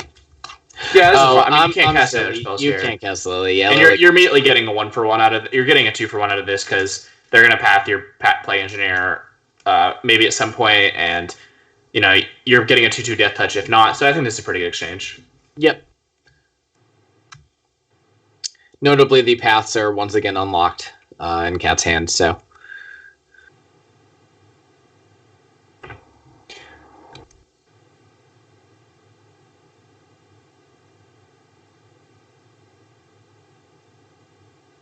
Probably thinking about whether or not you want to take it up to 3, because if Cat draws a Spell Queller here, she's probably going to want to use it next turn, so... Yeah, I would take it up to 3 here, because you're going to take it up to... Okay, so you're going to do the trick where you Vial it in upkeep and then take it up. Yeah. I think I would take it up to 3, because a land still allows you to cast Selfless Spirit. If you want to do that, you also have Path, but also just... I think drawing a 3-drop is so powerful here. Yep. Especially since you have the other Vial going into next turn. Mm-hmm. So this Giver is actually a pretty good nullifier of the sword as it stands. You know, between that and the 2 paths, this sword isn't getting on anything and beating in anytime soon, so... Definitely not.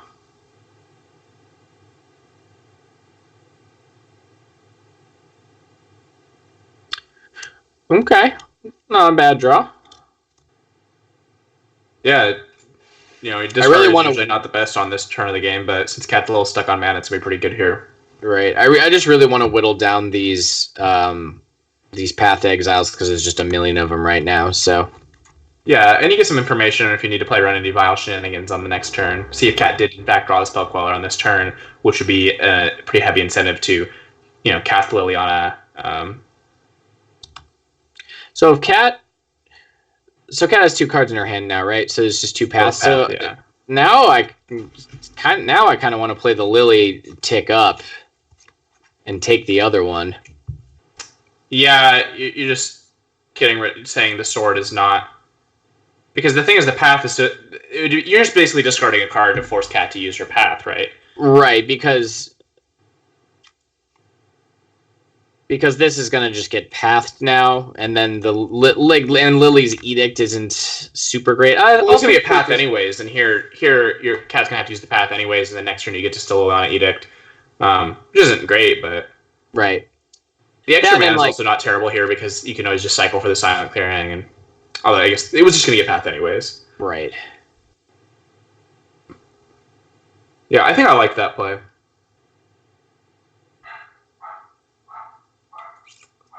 It's nice The cat that has good protection on her creatures, but doesn't have much else going on. yeah, again, Mike is pretty far ahead here in my mind. But it's nice that Cat can't immediately Stoneforge, so she doesn't have the second land or the Stoneforge yet, and that's one of the ways that she definitely gets back in this game. Okay, right. so got 2 Giver Runes is pretty good. Yeah, it definitely makes this Fatal Push tricky. So what I think you have to do is play the Lily. Yeah, I have to be a little worried about Vile because couldn't Cat have been given a creature pro black and block the engineer?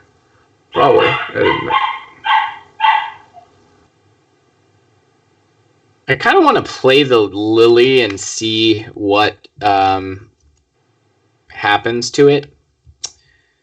There is that one card in that hand, and man, I'll tell you, I've been talking about it a lot. If Spellquiller ever, in a situation like this just comes down, it's just going to be an absolute nightmare. Yeah, that card's really good. 2 mana, 2/3 flyer, or 3 mana, 2/3 flyer. That card puts the fear of God in me. I know that. Yeah. It's really good against the decks I like to play. Really, really good. So, Cat's kind of pausing on this equip here. So, someone in chat brought up a good point. Could Cat have just given a creature pro black and block the engineer? And I think that's probably actually a good line, because I think I would actually probably pretty interested in pathing the Tidehollow Sculler and then getting the Unsettled Mariner back into play. yeah. So here's the tap. So there's going to be a tap on the Giver of Runes. Yeah, I think you just have to let this happen, give it pro something, and then try to push it now.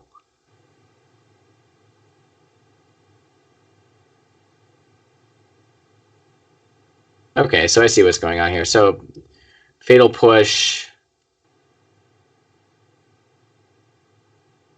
See if the Selfless Spirit gets sacrificed. Yeah, I think it's a Liliana Edict, right? That's the plan. Right. Well, yeah, one player here had Stoneforge, the other didn't, and equipment just is just if you're both just kind of fighting on seeing what's left over, it's just having equipment is so powerful. Right. Right, because it turns every creature into a creature that needs to be answered, right? Kind of go back to talking about the Lingering Souls conversation again. Exactly. Luckily, Liliana Edict lines up fairly well against Indestructible.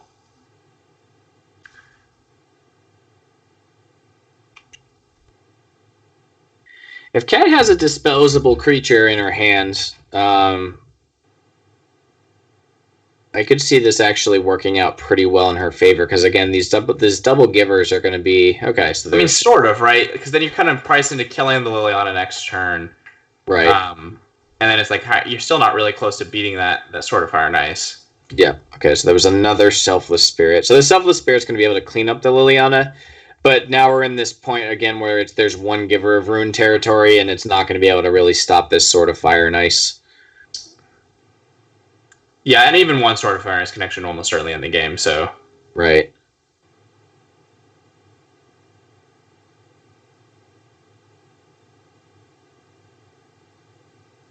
Yeah, because that's what a 3-for-1 on a 2-for-1 on a stick every single time you do it in this game. Yeah. Plus 1,000,000 damage. Right. Another Stoneforge. Okay.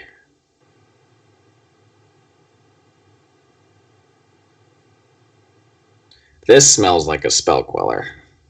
Yep. Yeah, there's Spell Queller. Stoneforge Mystic is still going to get in here, so crack this. Not gonna lie, Bob's probably one of the better draws there. So yeah, it's pretty good exact mana to cast it and play your Dark Confidant. So now you attack with the Stoneforge Mystic. There's just not really a reason to, because she just blocks with Selfless Spirit and gives it pro white, right? Well, the Selfless Spirit had attacked. Oh, it had attacked? Yeah, Yeah. attack then.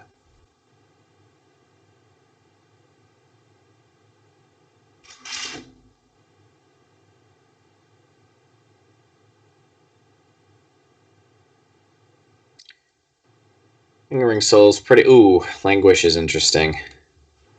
Oh boy. So you could reset the game, so to speak. Yeah, with your opponent having Unsettled Mariner. Right. And but you have only Stoneforge. He can still attack here too, again. Because again, the Unsettled Mariner is blue, so Stoneforge Mystic, it can't be blocked by Stoneforge Mystic, and Giver cannot give its self-protection from white. Yeah, I think my line here is swing out, play Languish. Cat has 0 cards in hand, right? Yeah, she has 0. So it would be Lingering Souls and a sword versus... Okay, he's just choosing to play that out. Okay. Hopefully he sees the attack this time. Not quite.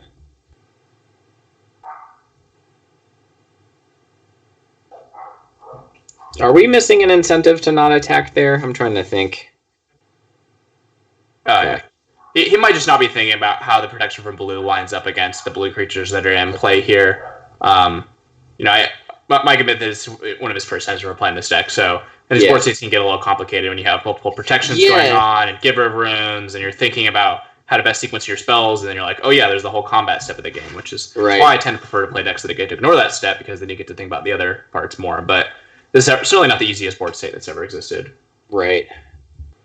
Yeah. And Giver does only target your own creatures, right? I don't have that card right up in front of me right now. And it only targets your own creatures. Okay. I was going to say there would be an interesting dynamic of... I suppose that would likely be too silly if it could target... if you do good. If you could unequip swords and stuff. Yeah, just like give things pro-colorless. It's interesting because like protection isn't a mechanic that we have played a lot with in Modern. Again, because the swords really haven't been around for a while. That and Giver of Runes is a new card from Modern Horizons as well. So I think that's a mechanic that a lot of players haven't really... Yeah, the acronym is DET, which is damaged, enchanted, blocked, or targeted. I believe. Enchanted / equipped, technically. Yeah, I guess we don't see protection from colorless too much. I think it's just Tower of the Magistrate is the land that gives a creature protection from colorless, which is sometimes used to unequip equipment. Well, yeah, so... I think I like the Language play like not last turn, because the Star Comets do a lot of damage to you, especially when there's flyers. I guess you're gonna... But also, like, the thing is that now you can't even really Languish, because you're just losing... You had the Lingering Souls before if you would have Languished. Right.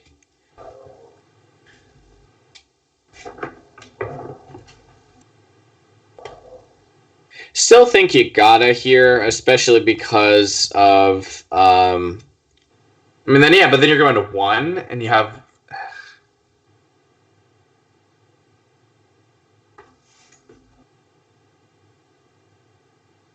Every line just kind of feels not the best.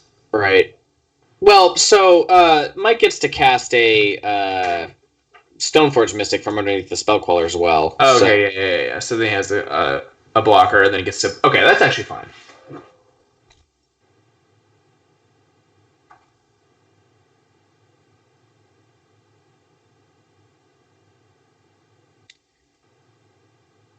Definitely have to hold this fetch here, because if there's some sort of removal for the Stoneforge, though, it creates a... Yeah, definitely don't aggro fetch here.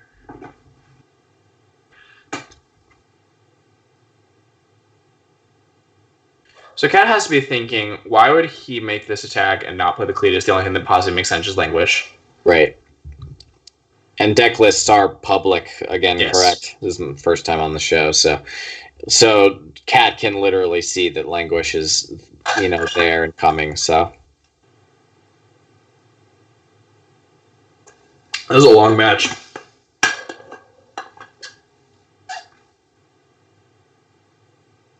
Yeah, this has been quite a grind. I mean, Mike's deck from the ground up is just built to grind forever. As soon as you could just look at a deck and see that it has Lingering Souls in it, and just know that that's just... Yeah, I mean, it's essentially attacks as mirror, just trying to grind out games. So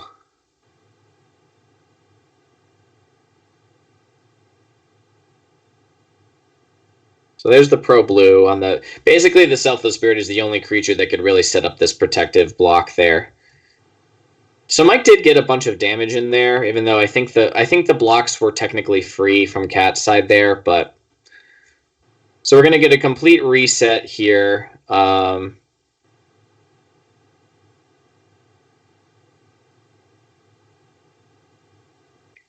is there a the black-white Wrath in Mike's deck, or the 2-mana one?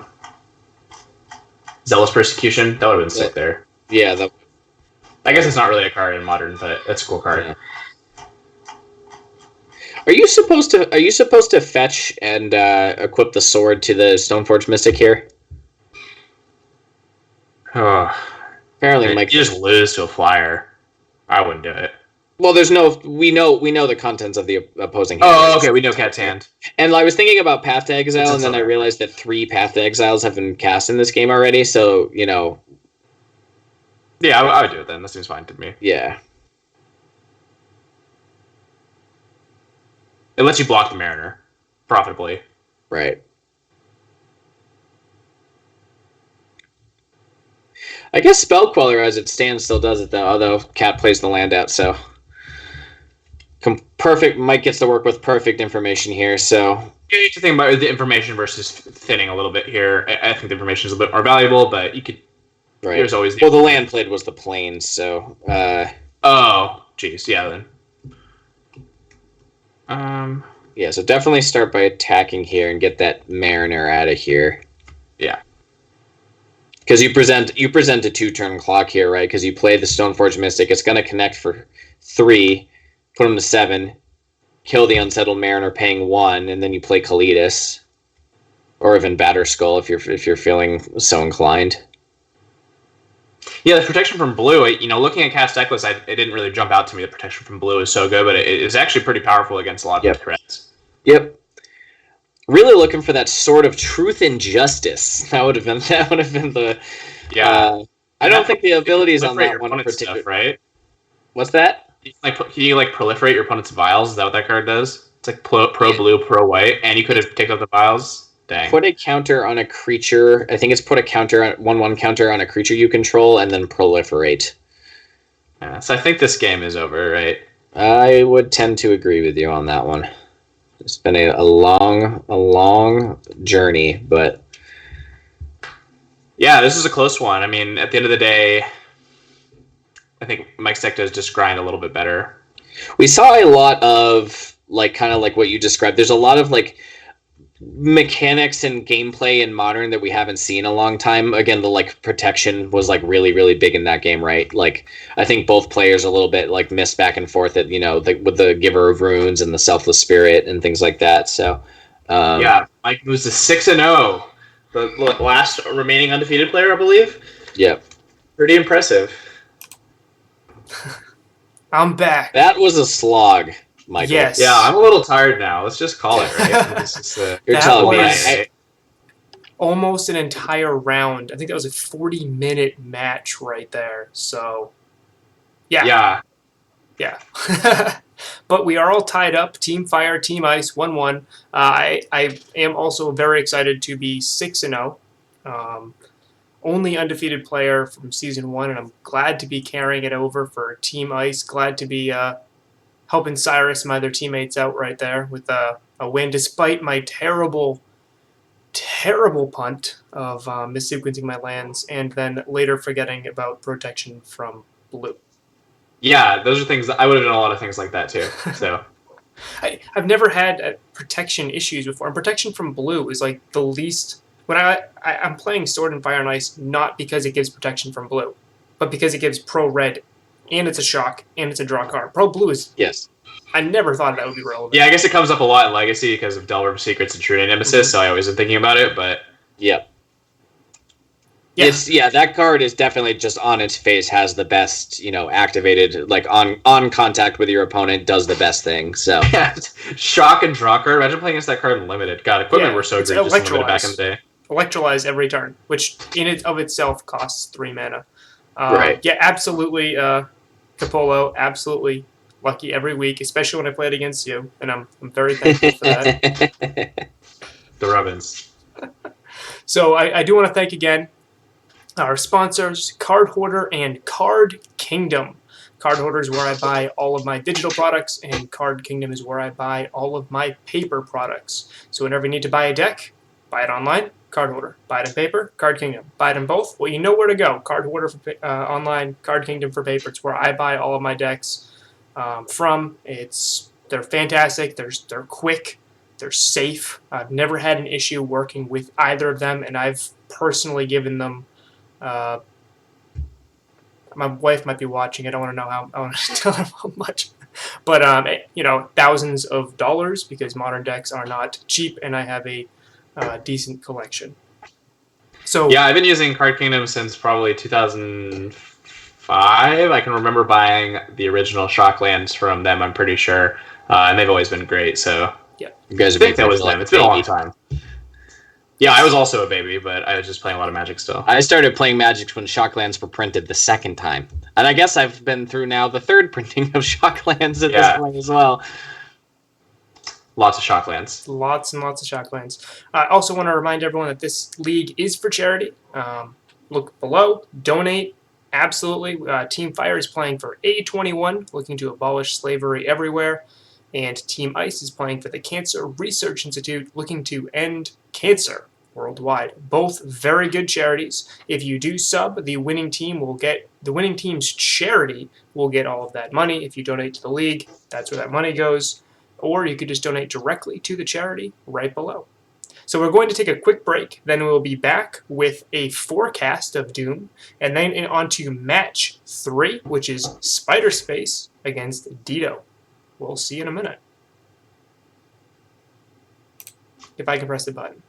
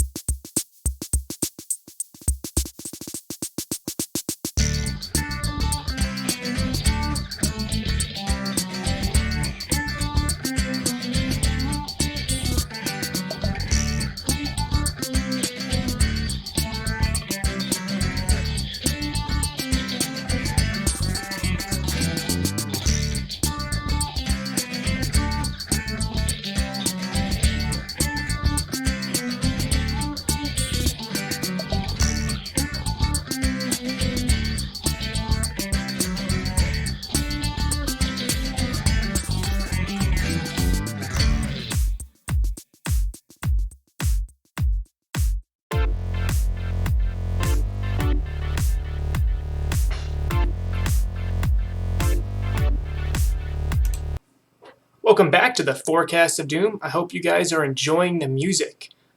Ian Lazinski, or Ian Cat, you can definitely check out his music on Spotify. The link is in the rotating banner we have during our loading sequences. Definitely check him out. The dude's great. He makes amazing music.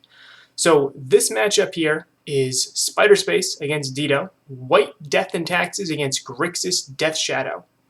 Now, White Death and Taxes has a lot of relevant cards in this matchup, especially 4 mainboard Mirran Crusader, which we talked about last matchup, how good that sort of Light and Shadow was against my Urza deck. Well, Mirran Crusader just kind of trumps every single thing Grixis Death Shadow can do. It swings by the creatures, the blockers, and attacks really hard. Also, it blocks for days. So Death Shadow is probably either going to need to Thoughtseize away Mirran Crusaders, or surprise block with 3 Snapcaster Mages, or just Temur Battle Rage over, which is probably the more likely outcome there. I see this game, if this is a long game here, I'm going to favor Death and Taxes because that deck can set up with Giver of Runes, Path Exiles, Mirran Crusaders, and just kind of go over the top and beat the Death Shadow in a longer match. Death Shadow, I feel like, can steal a couple quick wins with either a fast Corman-gill or a Death Shadow draw, with ripping a Thoughtseize or Mirran Crusader out of the Death and Taxes hand. Now, because Death Shadow doesn't really care about too much of the stuff that Death and Taxes is trying to do. Thalia can be annoying, but Thalia does not stop Death Shadow and does not stop Corman-gill. Cards in the sideboard that could be brought in: Collective Brutality and Liliana the Veil from Grixis Death Shadow side, just to start killing creatures. I could see Plague Engineer and Liliana the Last Hope as well. And in the Death and Taxes side, we have On Thin Ice, which is just more Path Exile style removal spells, which can target and kill the 8 real threats in Grixis Death Shadow's deck. So this is a really interesting matchup. I really think it honestly comes down to, can Grixis Death Shadow either out-tempo and race and trample over a Mirran Crusader, or can Grixis Death Shadow and can Dido Thoughtseize away that amazingly powerful card? Well, that's what I think. Let's see how it all plays out. Can I start my commentary by saying that 4 Mirran Crusaders in this matchup is just downright rude? Yeah, this matchup seems... I think that Mike did a pretty good job of explaining how the Shadow deck could theoretically win. I think this matchup is essentially almost impossible for the Shadow deck. Like when GB Vegas 2 years ago, and Shadow was the most played deck, everyone was saying it needs to be banned. That was when Craig Westco and another Taxes player both top 8'd with Taxes, which is like Taxes top 8ing a massive Grand Prix to me, blew my mind. But the whole reason this deck was competitive at the time is it just destroys Grixis Death Shadow. I think it's kind of interesting to see that this deck was always built around Leona Arbiter, but Leona Arbiter and Stoneforge don't play well together. So you're seeing Spiderspace here going to some Aven Mind Sensors instead and just saying, okay, well, I'm not going to play the Leona Arbiter. I think Stoneforge is too good. It's interesting. True or false? Tell me what your thoughts are. Leonin Arbiter was in the deck because Stoneforge Mystic wasn't legal. It just needed to be a 2-drop in the deck. That is my theory. I'm willing to be proven wrong. So I've played a ton of Death and Taxes of the Legacy. It's one of my picks I've played the most of. Haven't played it as much in Modern. My opinion is, I don't know. It felt like the deck. Well, the only time it almost ever beat anyone was when it cheesed people out with Leonin Arbiter. So, I'm not exactly sure. You see, Dido leading off some quick discard here, taking every card out of Spiderspace's hand that is not Path Exile. So you might just see a Death Shadow plus a Summoner Isle here, and the game could be over. But we'll have to see. Yep. Definitely coming out of the gates. I mean, it's only turn 3, and Shadow can be cast. There's Corman-gill. You're almost in this weird position. Yeah, I guess you just have to path it, right? Yeah, I mean, this was definitely one of the best possible draws from Dido. We'll have to see. There's a Revoker. I don't know if there's any main deck targets in Dido's deck. I don't see JVP. Is Lily there? Yeah. Mishra's Ball was the only card that is nameable that is played. Okay. Went ahead and named Lily. Probably would have. You can name That you can name Street Wraith, I guess, right? That turns out the cycling. Yes, and that's probably marginally better than naming Bauble because the card draw isn't immediate. So Giver of Runes is nice here. It's going to put the onus on Dido to have Temur Battle Rage or removal spell for the Giver of Runes. Thankfully, Shadow is chock full of those, so we're seeing him getting punished here. Oh, is there a copy of Jace Vryn's Prodigy hiding in here? I'm looking at the deck list. I don't see it. I don't know if he might have just been playing this blind and not pulled up the deck list, but there is not a copy of it in there. So. Okay. There's a Shadow. Okay, so maybe I spoke too soon. It looks like that Shadow's in a really good space here. I mean, Rear and Crusader would still be a great draw. Okay, well, there it is! Hooray! So he drew it up. I think I would not play the land because of Kolaghan's Command. Yes, I agree. There is one copy of Kolaghan's Command in the main deck, but they will have it if you play that land. They will always punish you. It's just good practice to hold on in that sort of situation. That's something that I remember the first couple times I got that happening to me. So, interesting part of this is that the Mirran Crusader doesn't even directly trade with anything on the board. So, all right, choosing to try to trade with the Shadow. Spider's trying to figure out what this attack means. Right. One thing I've done the math on is like, what if my opponent has Temur Battle Rage? And a lot of the times the conclusion that I come to is if they have Temur Battle Rage, it doesn't matter, I lose. So playing around it a lot of the time is, goodness gracious, this is quite the draw out of... that's the game, right? Yeah, that's just game. Okay, well, TheSaintDoom did a good job of outlining how it could be possible for Shadow to win the game, and that was certainly... And Dido is definitely... okay, now he's going to click on the deck list. Hopefully realizing... Oh, wait, there's no Jace in the main deck, but... and this does get, I think, a pretty good amount better for Shadow post board. I agree. You got the extra Kolaghan's Commands, the Plague Engineer... When I played against Dido, he went turn 1, Thought Seize You, turn 2, Dismember Your Creature, play with Death Shadow, turn 3, TBR Kill You in both games. It was insane. It was the worst I've ever lost to Shadow. He's just the master. He just always has the stone cold nuts. Yep. Dido has I queue into Dido regularly on Magic Online, and I'm a lot of the times I've been playing humans, so I'll just win by virtue of it being a good matchup. But if I'm playing anything that isn't good against Shadow, I'm not going to outplay Dido by any sense of the word there. So, so people are saying Phyrexian Revoker, isn't that card good? You can name Street Wraith Bauble, you can name Liliana's. The thing about Phyrexian Revoker, at least in Legacy, is when you want it is against the combo decks. The things where it can just shut down your opponent's plan. Because a 2-mana 2/1 that can name a Planeswalker, it still just dies to everything else. And it's such a bad exchange against Kolaghan's Command. Right. So I think I agree with taking that card out. I generally, you take it out against Red and 6 decks in Legacy, for example. This is an excellent hand. This hand is quite good, yes, I was going to say. Going to shut off, as long as there isn't a turn 1 discard spell, the graveyard's going to be off for the rest of the game. A turn 1 discard spell isn't going to be completely crippling here, but... Okay, so it looks like there's not going to be one. And I can't imagine Stubborn Denial is going to be in the deck post-board, right? Yeah, I think I'm fine just playing Thalia here. Yeah, the draw of the Tectonic Edge makes it an okay play. I wonder if we'll see a push here on the Giver of Runes. Oh, it looks like a Dismember. Okay, that's pretty good too. God, Dismember is so good at Shadow. Yes, it is. 2 Shadows. When Shadow works, you wonder how this deck ever loses any games of Magic. Yeah. Aether Vial, an awkward draw. Yeah, because of Thalia. Always the worst draw in the deck. You're like, what are you doing here? There is a sort of light and shadow, and I wonder if that's a consideration. I think you just have to get that. I think Batterskull is just... I suppose in this spot where the shadows are... I mean, I would expect that we're only a fetch land away from those shadows being 5/5s, but...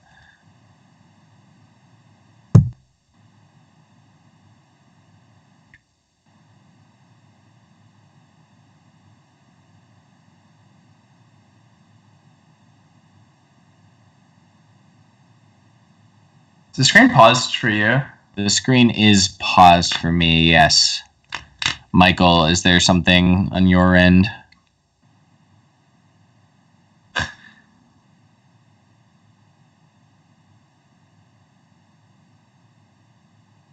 Okay, it looks like everything's working again. Okay, yep. We're back, folks. Sorry about that. All right, so the shadows... So land here would be these. This game is almost just over. Dado just completely... Yeah, this was... Compared to the last slugfest we just sat through, this is a fast and furious here, so... Yeah, this matchup I thought was basically unwinnable for Shadow. This is insane. I mean... Yeah. When Shadow has its best draws, though, it's just not a modern deck. It's a legacy deck. You know, it's... You know, so, you know, if this matchup's a 70-30 for Shadow, you know, for taxes or whatever, there still is that 30%, you know. Yeah, where Shadow has its best draws. Yeah, this is what 30% looks like. This game hardly felt competitive so far. I bet the TBR is going to be here, too. Just have it all. Yeah. Oh, it's coming.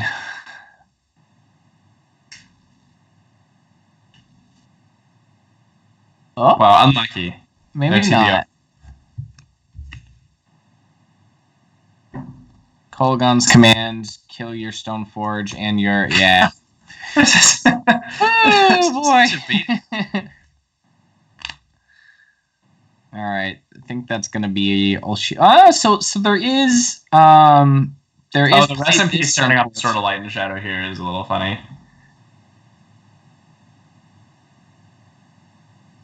So you can put in the Battle Skull, and then if you draw a land and can equip, you're suddenly in this game.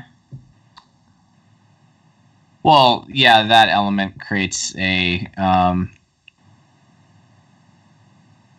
any removal spell here in this game is over, though, because the Stoneforge Mystic has to tap to put the Battle Skull into play, and then... yeah. Battle Skull's 5 cards in hand, too. Yeah. I would imagine this game is over. You know, again, you know, Dito goes up to 3 Kolaghan's commands post-board, too, so the likelihood of having the second one even in his hand is... Yeah, I think post-board this matchup's rather strong. It gets a lot better for the Shadow side, but it's almost like a transformational sideboard into a Gen type of deck. Yep.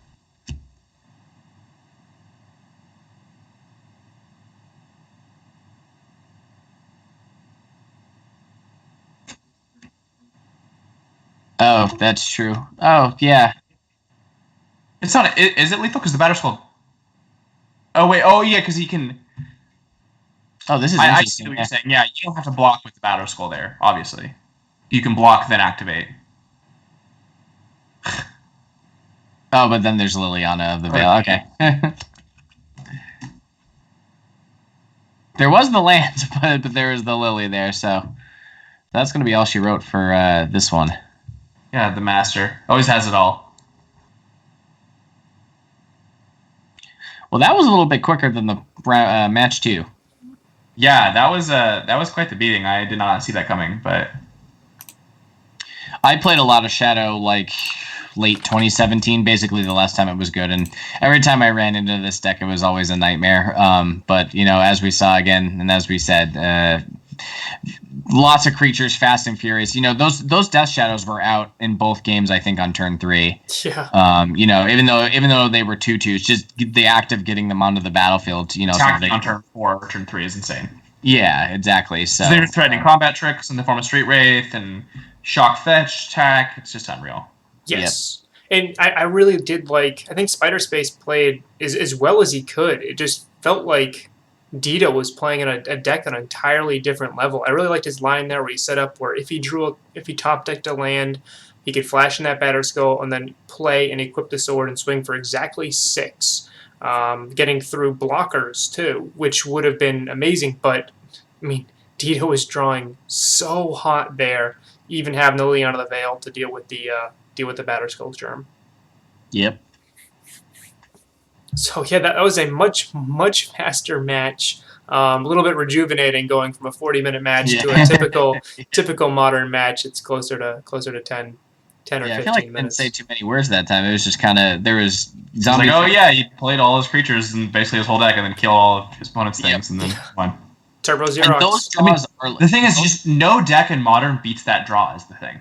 right. Like either of those games, essentially no deck in Modern is beating those draws. Like he went triple discard into triple creature. Like Yep.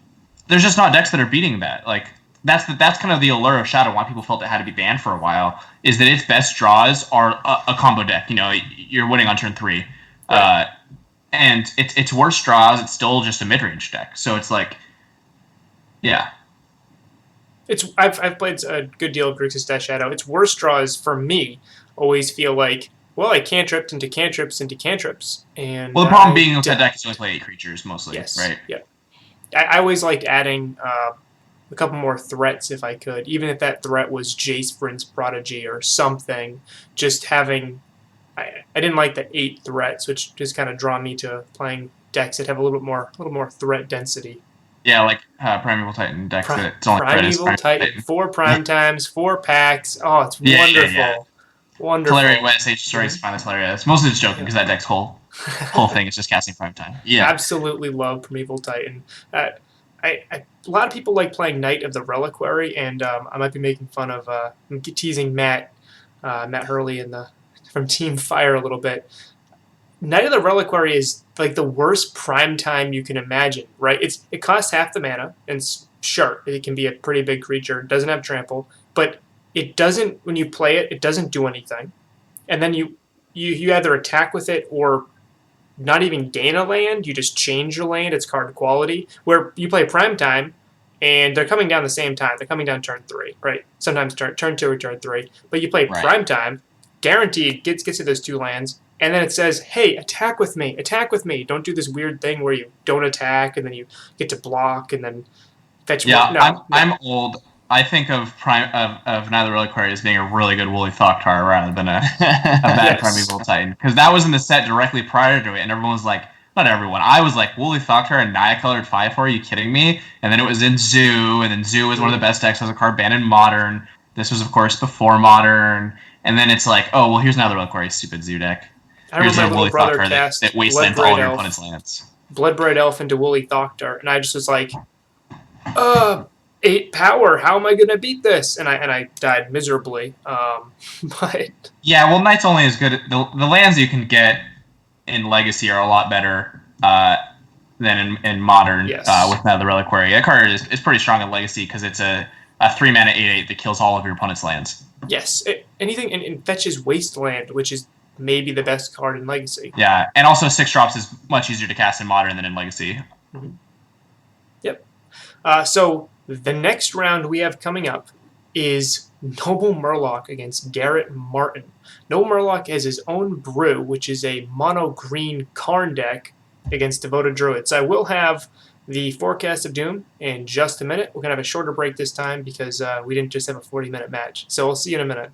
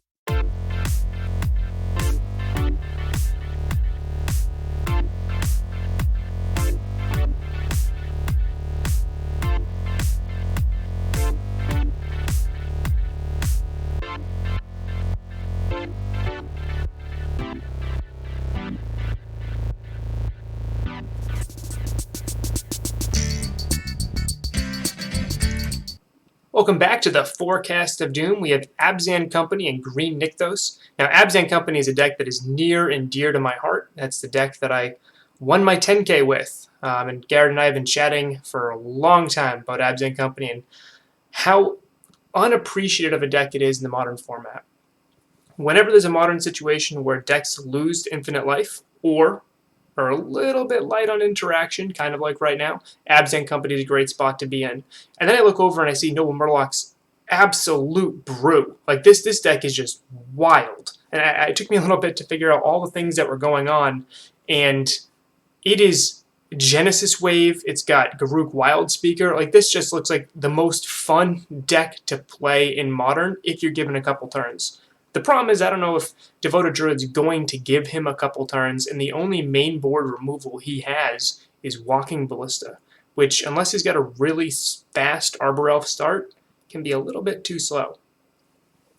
We just watched a matchup where the Taxes player lost, and we were all saying 70-30 matchup, Taxes player should win. I'm going to say this is a 90-10 matchup in favor of Abzan Company. The one downside here is Infinite Life does not beat this Green Nykthos deck because Green Nykthos can Lattice Lock the Abzan Company player out of the game, and at that point you can just mill them or just wait forever to win, especially since Infinite Life is not infinite on MTGO. So I really am looking at this and I'm trying to find a way that Green Nykthos can win. They all involve Karn and Walking Ballista. Karn can grab Sorcerer's Spyglass, which can slow down the Abzan Company player for game 1, and then post-board Abzan Company is going to be able to bring in things like Abrupt Decay just to deal with that one threat. And he can bring in a Collector Oof to stop a Lattice Lock, or at least make it affect both players. So this is going to be really fun. I'm really excited to see how fast who gets to 100 mana first. Is it Green Nykthos or is it the Devoted Druid Vizier combo? We're just gonna have to watch this one and find out. All right. What's his hand? I gotta have the deck list up so that I can follow what's going on here. Oh man, this is great. Okay, So what is that card? it's a Hydra. It's whenever you cast a permanent spell it costs X, you double that X, and then there's another. That was a new one, right? From On Horizons. Yes. I can't even. There's a Garruk Wildspeaker. I think this hand's a mulligan though, for the reason being that it doesn't do anything, and you're playing against a deck that you kind of need to do something. This is sweet.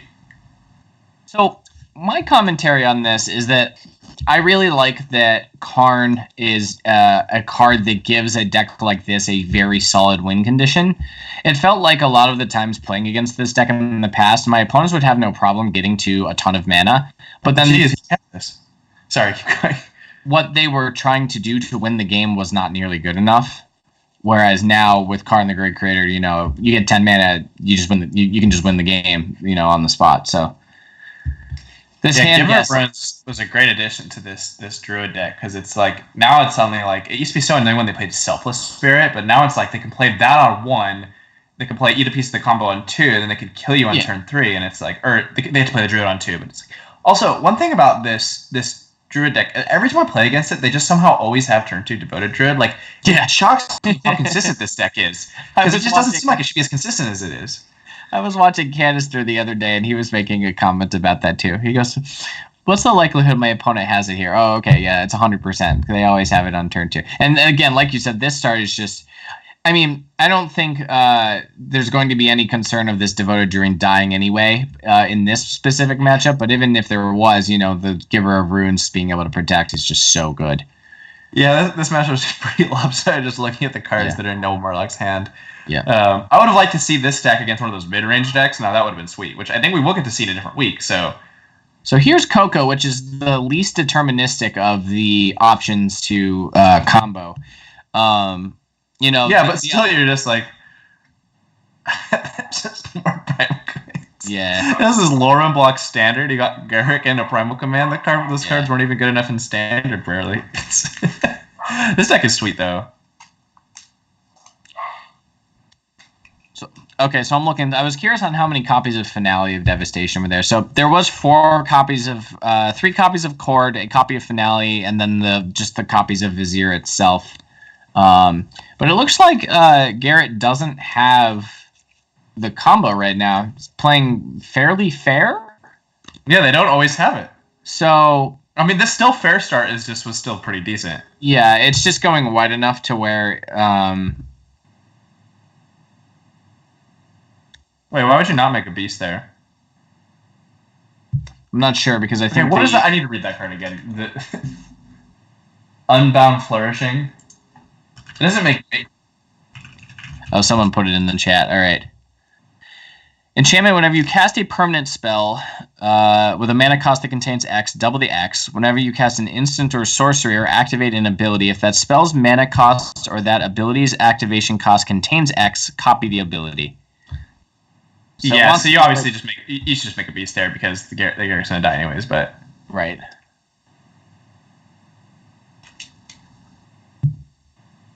I really like this green deck a lot. It's making me happy. So we're going to probably see Primal Command here. Now this is a card I've played in a modern tournament, Primal Command. Certainly has a lot of modes on it. I like when you give your opponent 7 life and they have shadows in play. Now that feels good. Right, so at this point, is there a card like Genesis Hydra? That's what I'm looking for here, because I see Genesis Wave. Oh, okay, so there is Finale of Devastation. So, okay, so there's going to be a Plow Under effect, and then we'll have to see if there's a tutor. I'm curious if this deck wants to play Genesis Hydra. I suppose it doesn't work with the flourishing. I guess it does because that's a permanent card. You would just double the X. I really like that sentence you just said. I'm curious if this deck wants to play Genesis Hydra. Oh well, man, because with Primal Command you could tutor for the Genesis Hydra. Yeah, that's pretty sweet. That's as opposed to Genesis Wave, which just has to naturally be drawn in this deck. Giver of Runes giving protection from colorless is super relevant, obviously, against this Walking Ballista. Yeah. Oh, that was pretty cool. So you get to kill the villager with its own ability and then eat it with Scavenging Ooze with the mana it made. Yeah, just to pump up the jam here. So this Ballista is going to be a 6/6. Oh, we got another Primal Command instead. Tutor, Plow Under again. This deck is so cool. This is really interesting, this line here. I'm curious on... oh, wait. Did he gain 7 life? Yeah, he gained 7 life, right? Rather than tutor. He's playing a bird.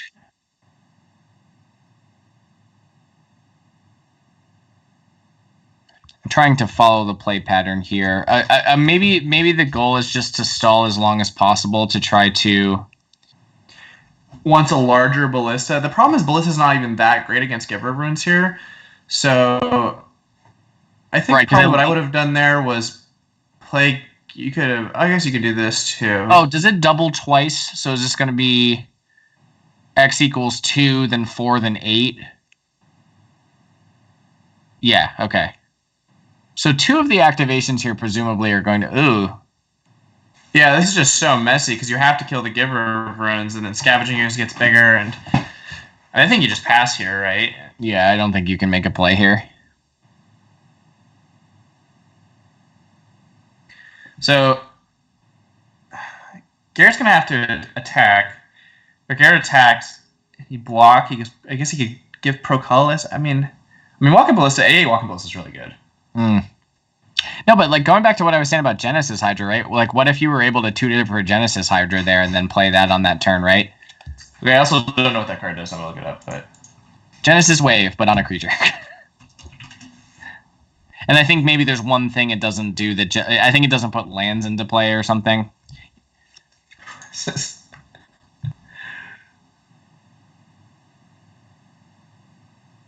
Yeah, non-land.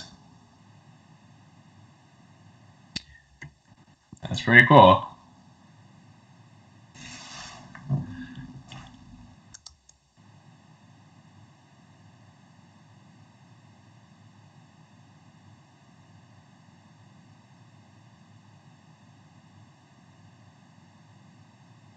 Yeah, this Ballista with these 2 Giver runes is just so tricky.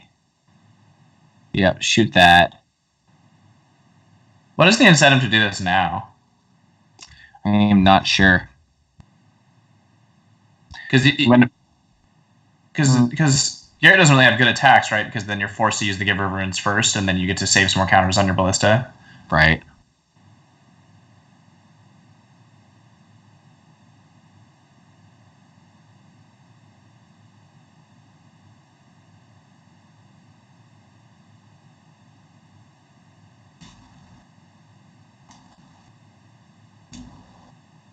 You know, truth be told, this Ballista still might, after all this, end up getting the job done, but we'll have to see. What is this Ranger Captain of EOS going to go get? I got to pull up the...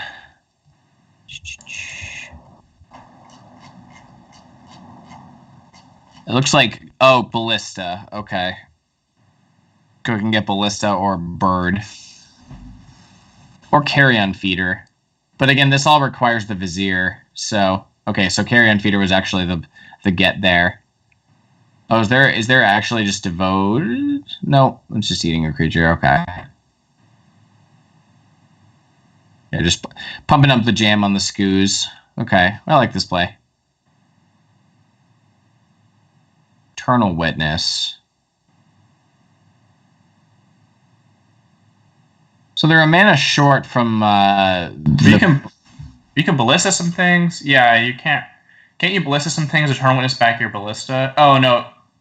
So you could kill the Devoted Druid, right? So they can't use the green mana from it. Because now they can just scavenging is the Ballista that you're going to get back with Eternal Witness. See, that wouldn't even work though, because the Ballista dies as part of the cost. So there's just not really a great line here.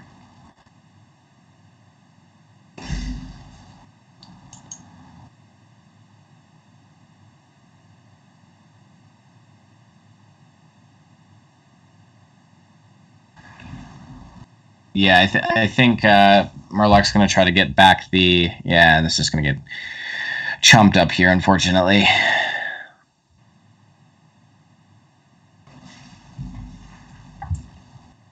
What a weird game this is. So here you can make a beast, though. It's not the most effective thing, but it makes a blocker. Right, the 3/3 only really doesn't line up well against the Scoos, but this Scoos does look like if I had to take a wild guess, that it's just going to get bigger and bigger and bigger, as it tends to do. Yeah. Scavenging is there's the Gavin. I always think this card is so funny in these decks. It's like, to me, this Druid deck is essentially a pure combo deck. Like, I hardly ever see them play games like this where they're beating down with creatures, and that card just always seemed kind of funny to me. But it resets your Druid and your Ballistas, or your Druid and your yeah, Finks, which is an interesting Kitchen Finks. So I always just thought that was kind of a funny land, but it's really good here. Yes, I mean it's going to probably slam the door shut on this game pretty quickly.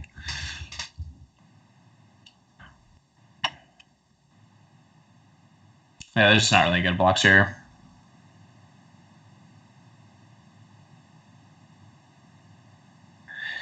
Takes 5, goes to 3. Doesn't really have a battlefield. So what's the best top deck? Genesis Wave? Yeah, right. Genesis Wave would kind of blow this one, blow this one open.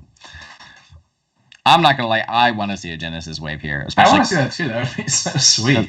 Because it'd be if you do it for 7, and it doubles to 14, and then it doubles to 28. It'd be a Genesis Wave for. Although it costs 3, right? It's green, green, green, and then X. He could go Karn Bridge. Yes, Karn Bridge. That is also. Oh no, because there's a Ranger Captain is non-creature spells, right? So there should be an upkeep Ranger Captain here, anyways, or not? Oh man. What is Ranger Captain of Venus? Is it non-creature? It is non-creature. Yeah. So you can't even use the Karn ability or the Garruk ability here. Yeah, don't use the Garruk ability. Yeah, he sees that. Oh my goodness, that was a top deck. I wanted to see it. I wanted this to happen. Oh my god, this is so cool. Oh no. Oh my goodness. You get all of it, right? You get... Oh, it copies it. Okay. So it's a little bit different. So this... I think this Eternal Witness activation is probably going to get nullified. I don't even exactly... This is... Oh, I thought this was going to double. Yeah, it's still good, but... At the very least, it's going to keep Murloc alive here. Yep.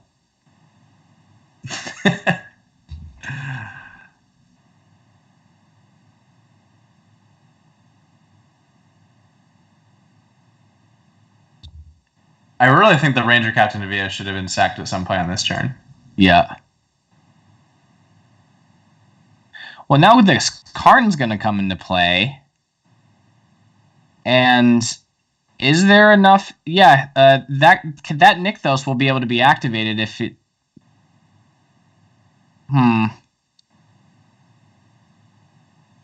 Okay, so... God, how can you not love Magic? This is great. Yeah, so now you go get... So this activation, I feel like, would prompt Garrett to... No, that Genesis Wave just broke Garrett. He just says, I'm not about it. Whatever you want to do. Oh my god. Oh, this the is Ballista. lethal Ballista, right? This is lethal. And Ranger Captain didn't even turn that off. And the untap on the Nykthos for the extra flex. This is awesome. All right, let it rip. This is one of the greatest things I've ever seen. That's a 28, 56, 100, 112 mana. Divide that by 2 again, so that's a 56 Walking Ballista. Wow, he did the math. Right. So that's how 112 mana generated, and then it's, yeah, divided by 2 is 56. Nice. Oh, we're like doing the finger guns. Wow, nice.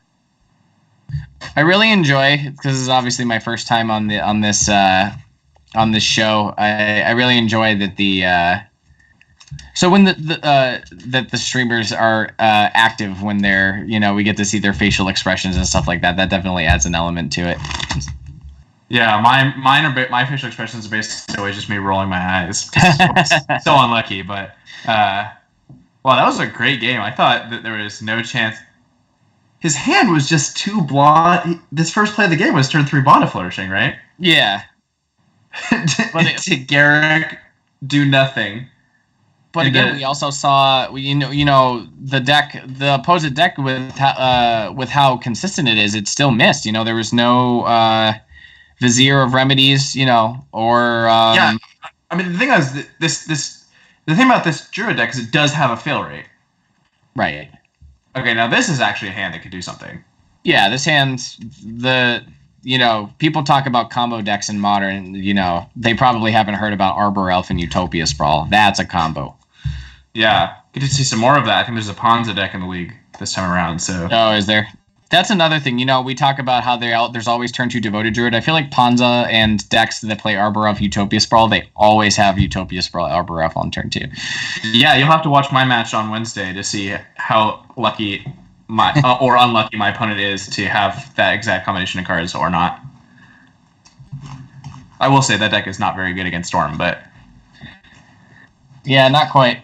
Although, that deck did beat Storm in the finals of an Open last year. Did that happen? It did. That's amazing. Dylan Kirkpatrick was playing Storm, and then the name of the Ponza pilot is completely escaping me. Okay, so you should play Ballista here, right? And kill you can't even do that, yeah. Because you didn't... It's not the right amount of mana. So you just pray? And the game is over if you get to untap, right?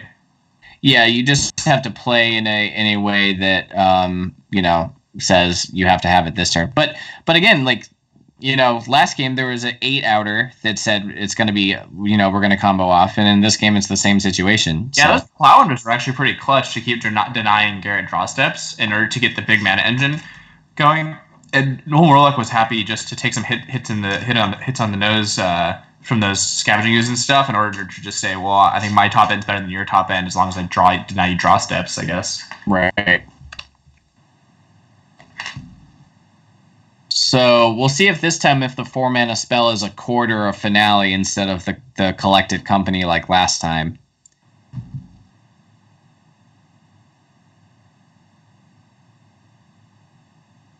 Or none of the above. Yeah, this smells like a Chord. This smells like a Chord for or for its Finale. Okay, keeping up a Godless Shrine. Okay, Finale is a pretty cool addition to this deck because it's both the payoff and the Yeah. Okay, so it doesn't look like there's any sort of like infinite combo going on, and blowing up one Utopia Sprawl here, like it's still going to set Murloc back a little bit, but even really not that much. Like Nissa can still be cast this turn.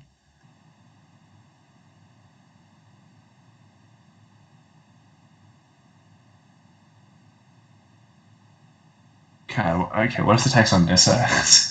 I've played against this card in Standard, but it does stuff and things. So there's an untap here. So now this land taps for 3. And you just play the Ballista? Play the Ballista for 1. Kill the Devoted Druid. Yeah, I like this. This is fine. It's a fine exchange, yeah. I enjoy that because there are no lands that aren't creatures. The Nissa is occupying the land slot currently on the battlefield. What a deck this is. This is awesome. All right. So, the thing about Nissa too, and this is true in Standard, is that okay. So how much mana? 1, 2, 3, 4, 5, 6, 7, 8, 9, 10. So Karn, just over, right? Like, not quite because you can Karn for Ballista though, and there's just like no realistic outs then. Right. 4/4 Ballista here is just gonna completely take over the game. Yeah. Can't get Lattice because, but you can just get that the second go around. Yeah. Or in Staring Bridge. Oh no, Staring Bridge doesn't do it here. Oh, there is a Ballista. Yeah, just snag that Ballista, then it should be good. He's trying to think of why Garrett just passed with 4 mana. Like what spell is going to happen here? Like a Collected Company. The thing is that Garrett doesn't have one of those things in hand that you know of. It would have been this draw steps, but still he's passing with something. Right, and I can only assume that it is Collected Company. You just have to get Walking Ballista here, right? I would tend to agree. I don't think any of the other cards on the sideboard. Oh my god, this is amazing. Yeah. I mean, Nissa is one of the best cards in Standard. It's very apparent that it's a modern legal card too. So Collected Company in response. Okay, so infinite mana can technically be generated right now, so I'll be interested to see. No, it's summoning sick. Oh, it is summoning sick, right? So yeah, there won't be. Yeah, so you just get to pick off. Yeah, so you have to go after the Druid here. Yeah, before they can activate the Gavany Township. Yeah. Or just wrath your board. I think. Yeah, that's gonna do it. That's gonna do it. Well, that's 2-0. The 2 unbelievable matchups in a row went the opposite way of how we predicted. Wow, what a night. Yeah, didn't really on paper. Definitely, the last 2 matches have been the polar opposite of how they've gone. So that deck was really cool. That was so cool. Oh my god. NobleMurloc brewed that deck. And again, the payoff there, like it used to be stuff like Primeval Titan, and Primeval Titan would go get like Kessig Wolfrun, and then you try to kill him that way or something like. Now you just Karn just ends the game instantly, and that's a great way to finish a game. If you can get a turn 2 Karn, which this deck can, it's kind of reminds me a little bit of the deck I ran last season, Druid Karn, which is a devoted Druid deck running the Arbor Elf, Utopia Sprawl, and Karn. But man, NobleMurloc's deck just goes over the top of everything. Like, I really hope, I'll have to check to see who he's playing next week, but I really hope he gets to play against a mid-range deck. Yeah. Oh yeah, well there's several mid-range decks, right? Like, Oh man, no, because the he's Midrange playing on the other Death side. Shadow. He's playing. Wait, no, he already played Death Shadow. I'm reading wrong. He's playing. I would like to see him play against your deck, although obviously that's not a possibility. Oh no, he is. He's playing against Death Shadow. Dito. Wow, September that was my favorite match I've seen so far in this league. That was that completely subverted expectations. That was amazing. Garrett drew so poorly. Like, I do want to call that out there. He had infinite mana, nothing to do with it, and then he had the Druid. I'm assuming he had the payoff in his hand at that point, and he never drew the Vizier. He drew so poorly, but well, yeah, I mean that's the thing about any matchup. It's like it's only 90. It's not. That's why everyone says there's no matchup's actually worse than 70-30, because a certain percentage of the time one of the decks just loses to itself. Right. Like a limited deck would have won those games a lot of the time. Although something a lot cooler than a limited deck happened in game 1, and then obviously game 2 is just that was a combo kind of start, you know. Yeah, I mean 56 Ballista without an infinite combo. I mean, I've never seen that. I've cast giant walking ballistas in my time between Amulet Titan and Devoted Druid decks. I've never cast a fair 56 walking ballista. That was pretty sweet. That was really cool. So, any other commentary on that amazing last couple matches? We have one more match to get to. There's a small change of plans. I know on the calendar we have Sodek against RJ Benson. However, what we're going to, due to scheduling conflicts, they're going to play Wednesday. And what we're going to see next is KoDiamonds on Abzan Midrange against Susurrus in his Prison deck. So unfortunately, because of that last-minute change, we won't have a forecast for you, but we will still have that matchup. It'll be coming up pretty quick. Generally, just looking at those deck lists, Thoughtseize and Trophy and Decay and Maelstrom Pulse seem to do pretty good against Prison-style deck lists, but... Oh, absolutely. Yep. But Susurrus is... I'm just going to say Susurrus is the best Prison player on the planet. Yeah. So sure. if anyone, just like we saw Caleb get out of...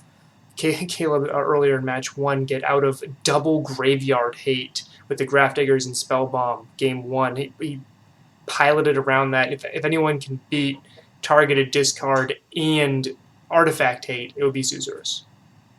Yeah, Abzan seems especially brutal because of their access to better sideboard cards too. Yep. So we'll have that match in just a moment. So we'll see you guys in just a little bit.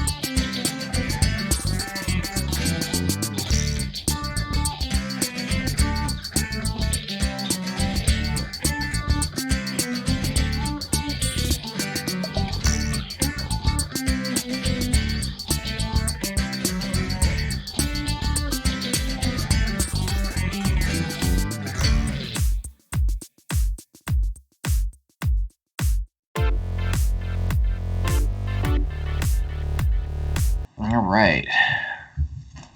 So whose perspective? So we get the perspective of Abzan in this matchup. So pull up KoDiamonds list here. One thing nice about having this perspective though is because of the amount of discard spells in Abzan, we're very likely to know we're gonna get the whole thing. the opponent's hand as well. Classical Abzan hand, tap land, making it so you can't cast all your spells and on curve. But turn 1 discard and having Counter Wife just seems too good to not keep in any matchup. Or to keep. Narset part of Veil. So I think the take here is probably Whir, and the reason for that is Whir can be anything, even a boat. Yeah, I mean, Mox Opal is tempting for me to take here, because that's the 3rd mana, but I don't love the plan of just keeping your opponent off 3 mana. But Whir is definitely the most powerful card in your hand. The consideration most for me is, do I plan to draw another discard spell before Whir comes into play? I think that's too risky to do. Right. Because being able to cast the Narset next turn is going to be pretty strong if you don't draw land, because it's going to get to double Impulse. So I actually think I would have either taken the Narset or the Opal there, but Whir is obviously... Because you have an Assassin's Trophy. There's the Welding Jar. Yeah, that was actually a pretty hard Thoughtseize, I think. Yeah. The thing about taking I think Narset is probably off the table because we have the answers in just playing creatures like Tarmogoyf. But you kind of alluded to it on turn 1, like not being able to cast Goyf on turn 2 here is kind of brutal, you know? Yeah, because now he's going to get to Impulse. Did he brick? Wait, what? Yeah, did he brick? There's no cards added to his hand, right? Yeah. KoDiamonds was just smiling there, so there might have been a brick there. Oh, wow. Which is... You hate to see it. Yeah, that was a brick. He bricked on the first Narset activation. Okay, well, there's another Whir, so... Will you just get Ensnaring? Or 1, 2, 3... Spyglass. Almost assuredly has to name Liliana here, because one of the easiest ways for prison decks to lose in an otherwise unassailable board position is for Lily to ultimate and split your permanents in half.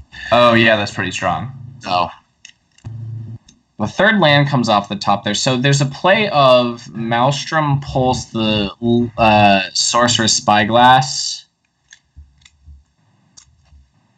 Maybe that's unnecessary at this point, at this juncture. I was also thinking that the Narset was still on 3, and it isn't. So it's just going to die to the Tarmogoyf here. We don't even... Oh, yeah, I guess you need to kill the Narset because Puzzle Box. Yep. I like getting these... there's also the Welding Jars, which is another consideration, too. And the fact that there's 2 is just, like, really gross. Yeah, Welding Jar is going to be hard to beat here. Well, it's tough on 2 junctures, right? Because you can't Maelstrom pulse the Welding Jars because you just sack 1 in response. Exactly, yeah. So it's gonna be tricky to work through that for sure. This is gonna be a Whir for bridge, right? I wonder if Teferi's Puzzle Box is gonna be the get here. No, it's Ensnaring Bridge, right? Like bridge, yeah. Yeah, I guess you have to get bridge first, right? That just buys you the time. I mean, this game feels like it's over. Yeah, I mean, you have to... I mean, you could draw another removal spell, but the thing is... Yeah, I mean, you could always just draw a 3rd removal spell, and then you're doing okay. So I think you just have to start trying to kill this bridge, right? Or are you going to play more creatures first? Like, do you deploy the Stoneforge Mystic so that you can maybe kill in 1 swing? So there's a jar. Okay.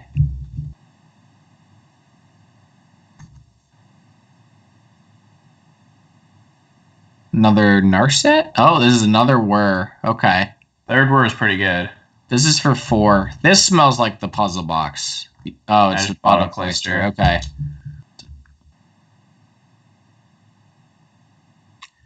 Yeah, the Cloister and Snaring Bridge combo coming into full effect here. So I guess you just Stoneforge plus Trophy. Right, and you're essentially trophying the Welding Jar. Yeah.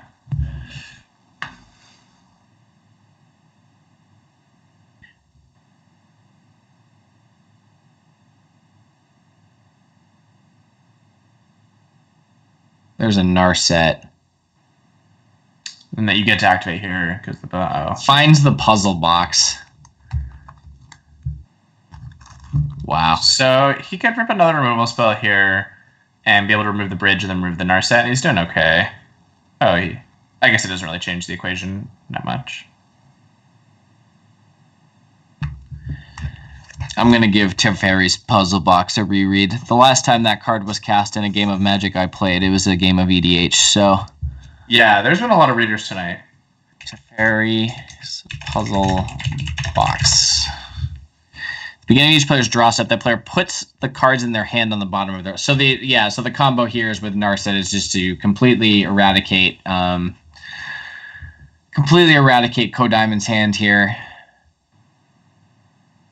There's the bridge. The ultimate feel bad too of being able to tutor for a land as well, even though you're regenerating your bridge here. So. Oh, jeez. Yeah. The first time that ever happened when I welding jar something, I was like, huh, all right, that's cool. It's unfortunate that Ensnaring Bridge does not have the clause of like Trinisphere where if it's tapped it doesn't work or winter or whatever. Mm-hmm.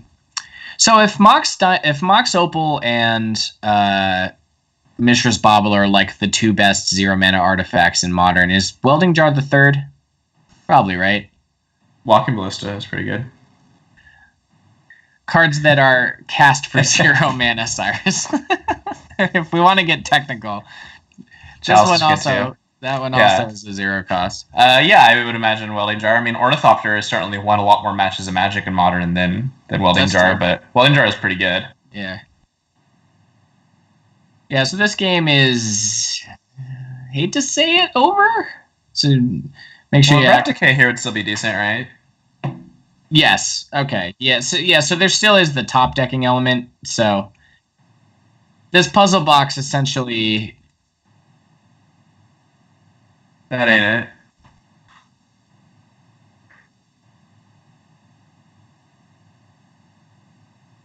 So yeah. So there would be that with the Teferi's puzzle box trigger on the stack.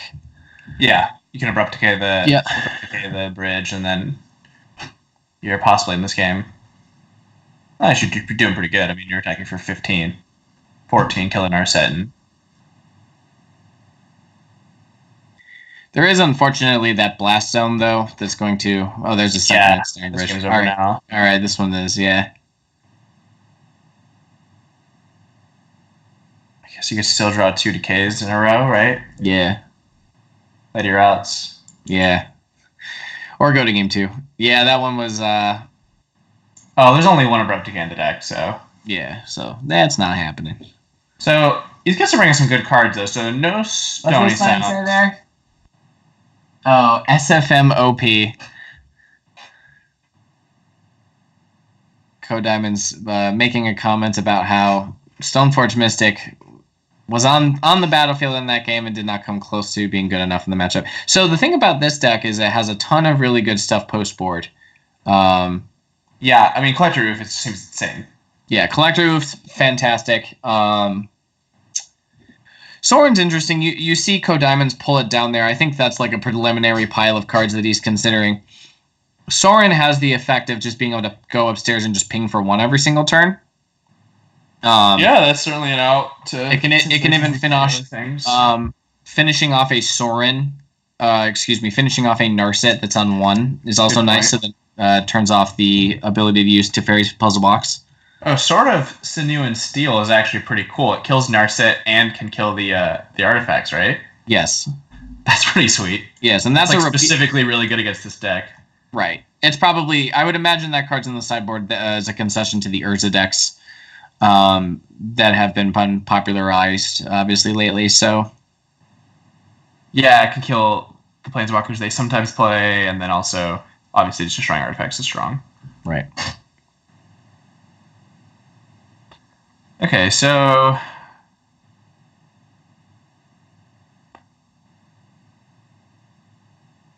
Sort of Fire Knights just seems still fine to me. It's better than Batterskull. Like, yeah, you also just get to keep drawing cards if you can connect with it, so... Yeah, I think that people are going to learn that Batterskull should be boarded out a lot against a lot of decks. Right. Yeah, this is a case where Batterskull does not need to be in the library. Yeah. But it's the new thing in Modern, so it's like, oh yeah, of course, why would you ever cut Batterskull? But it just doesn't do anything in this matchup, right? Like, right. Turn 4 attacking with a 4/4 lifelink is just not what this game's about. Right. I mean, I think you definitely keep this, right? I mean, you just go triple discard spell into. I mean, you have to draw land, but you have oof. Right. Yeah, you just still get to do something actually like pretty impactful in the first 3 turns, and then just find leave Susurrus with cards that don't act like you're going to want to prioritize taking like Narsets and Whirs and stuff like that, and then leave them with. Yeah, I mean, this hand sucks if you don't ever draw a land, but you can brick on a land till turn 4, and I think still pretty realistically win this game. Yes, absolutely. I mean, you even have like a cycle available with the Nile Spellbomb down the road, if that's what it comes to. So yeah, I mean, I think this hand's. I think this hand's great, but it's like you get to draw a new card every turn, right? Right. That makes sense about it. Okay. I don't agree with that at all. I mean, I think that Oof is just worth too many cards in this matchup. Yeah. Oh yeah, it's a lot for one. So this gets a Godless Shrine, presumably. Yeah. This hand still has a ton of discard in it, but this one also has the clock on the board. So yeah, so this hand's a little bit slower. That Bottled Cloister is also probably a one of, right? Yeah. So I imagine so. Because you have the other discard spells, there also is maybe some merit to just taking. Again, I feel a little bit weird about taking Narset in this situation because we have the Tarmogoyf, right? Because the Tarmogoyf essentially 3 mana impulse, yeah. Gain 4 life, whatever. You just play the Tarmogoyf here on this next turn, right? I mean, I guess depending on your draw. But... yeah, you just want to get the pressure in play if.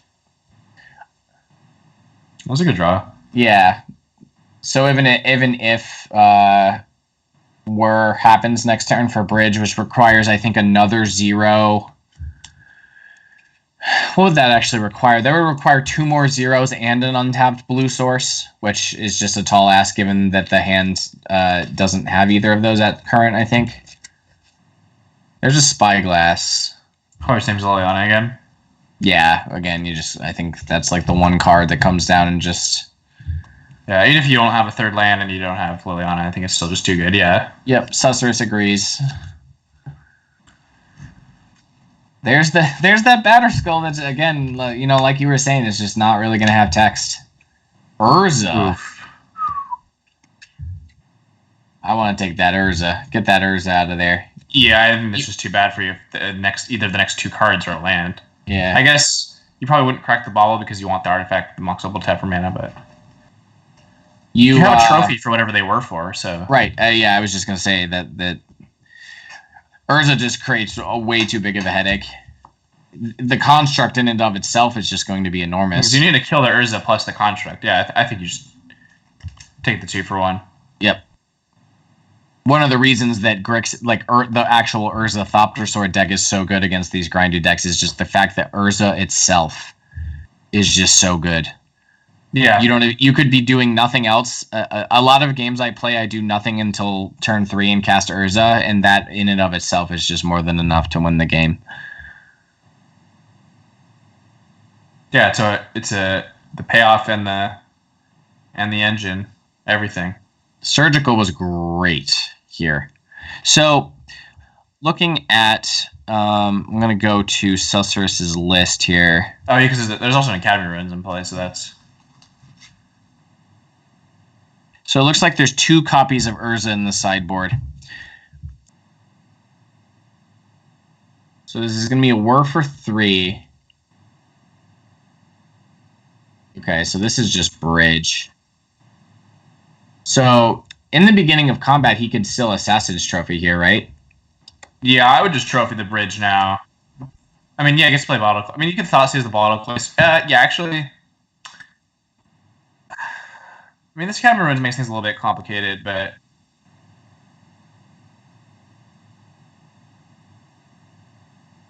Because you're going to need a Surgical to Bridge. You have to deal with the Bridge to continue. Like, the game plan is to win the game with Tarmogoyf, right? So, like, you have to get rid of the Ensnaring Bridge. I think it was reasonable to Thoughtseize the thing there, because if you trophy the Bridge here, you're so likely to activate Academy Ruins, put it top of his deck, then you get to Surgical it. Right. Wait, what? Well, you can't be aggressive. Yeah, you just are supposed to trophy the Bridge now and then just attack. Yeah. You get to attack for 6. Yeah. Well, what else are you going to trophy? You have to kill the Yeah. Snare Bridge, right? There's Spellskite. So another card that's a 2 of in Susurrus' sideboard is Chandra Awakened Inferno. That's the new M19 version of the card. So the 6-mana one, the M21? The M21, yep. Can't be countered one? The can't be countered one, yes. So that's something that I cannot imagine is not in Susurrus' deck right now. So yeah, that card is sweet. There's 2 copies of Steam Vents and 2 copies of Cascade Bluffs. I'm looking at the mana base. And then there's 4 Simian Spirit Guides. I imagine the Simian Spirit Guide typically gets cut against decks that are trying to 1-for-1 you. So I imagine those are... Probably should have like an Opal too. Yeah. Okay, so here we're going to see the response of the Academy Ruins on Surgical. And just scoops them up. Yeah, probably doesn't have good outs to the Tarmogoyf. Yeah. I still think that I'd rather have basically any other card over this Batterskull, but... I agree. I mean, even the Fulminator Mage, right? Just to be able to blow up Academy Ruins or something like that. Yeah. I don't think I like any of the other cards. I mean, maybe an extra removal spell for Urza, but like, you know... Yeah, I think your plan is to Thoughtseize that card, and you have a million answers to... Right.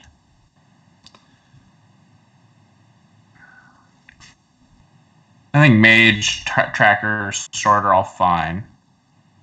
Brutality is a card, technically.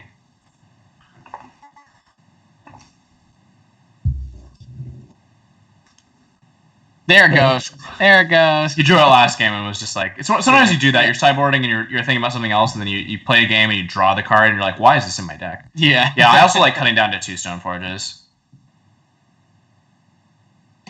Right, because the whole getting a sword, putting a sword into play, equipping it on something, that's not something that you're going to spend the first few turns doing anyway, so... No, this one's a mulligan. At least, even I would mulligan this one. Yeah. That Plains does not cast Thoughtseize or Collector Oof. Oh, jeez. Yeah, you gotta go scoop 5 here. Okay. Now this is a 5.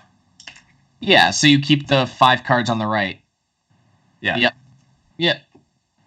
Yeah, this hand is basically the hand from the second game there. Susurrus almost passed the turn. Yeah. So, we've all been there.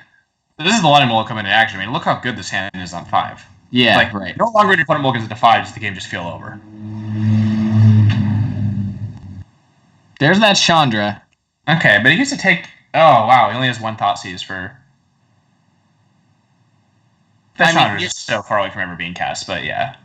Yeah, the Chandra isn't going to be cast this game, I think. So you definitely just take the Urza.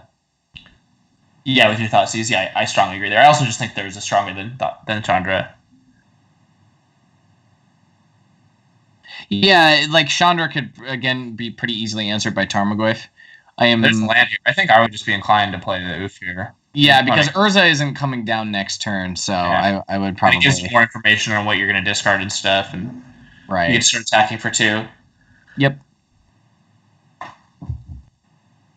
God, this was a 5.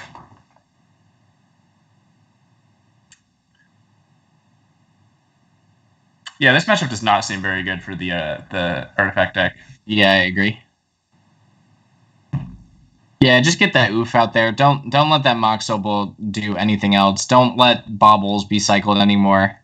So these artifact-based decks, like Urza... So you think Urza's pretty strong against the black-green mid-range decks, right? I do, yeah, because you can assemble Thopter Sword. You are flush with removal for their Collector Oofs, too.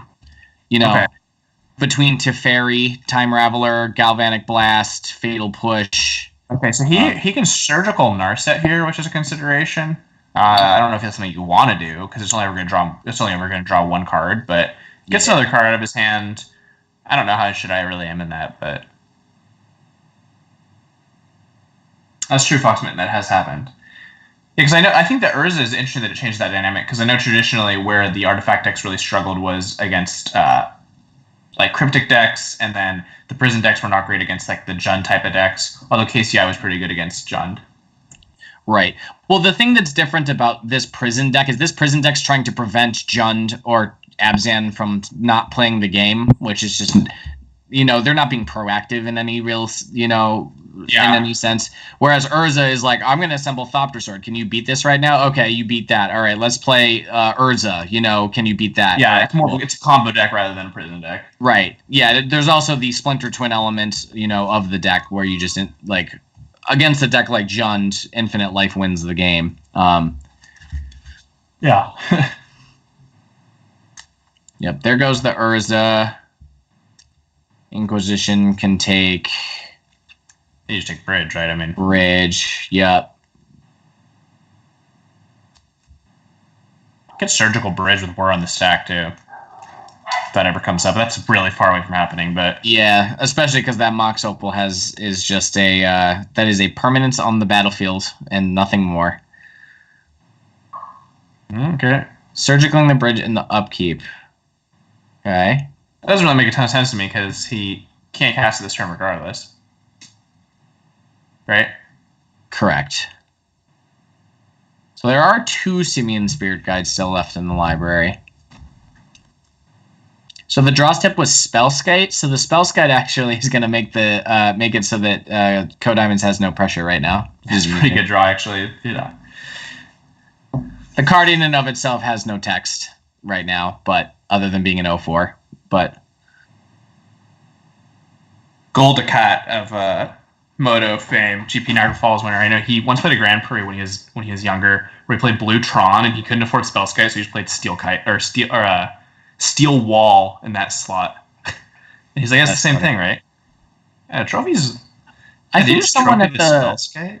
I want to say, Cyrus, that I saw a screenshot on Twitter or something where an Eldrazi Tron player had 2 Steel Walls in their sideboard at the Open. That's aggressive. It's you can play Karn, play it. I mean, it's one of the best blockers, right? There's no Shield Sphere in this format. Right. Are you supposed to just trophy the Spellskite?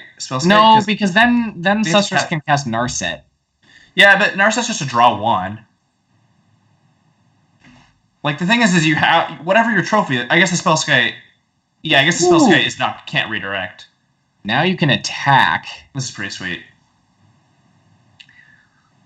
Yeah, I guess giving your opponent lands here is not great. This is so much better. Now this is set. Oh, did he?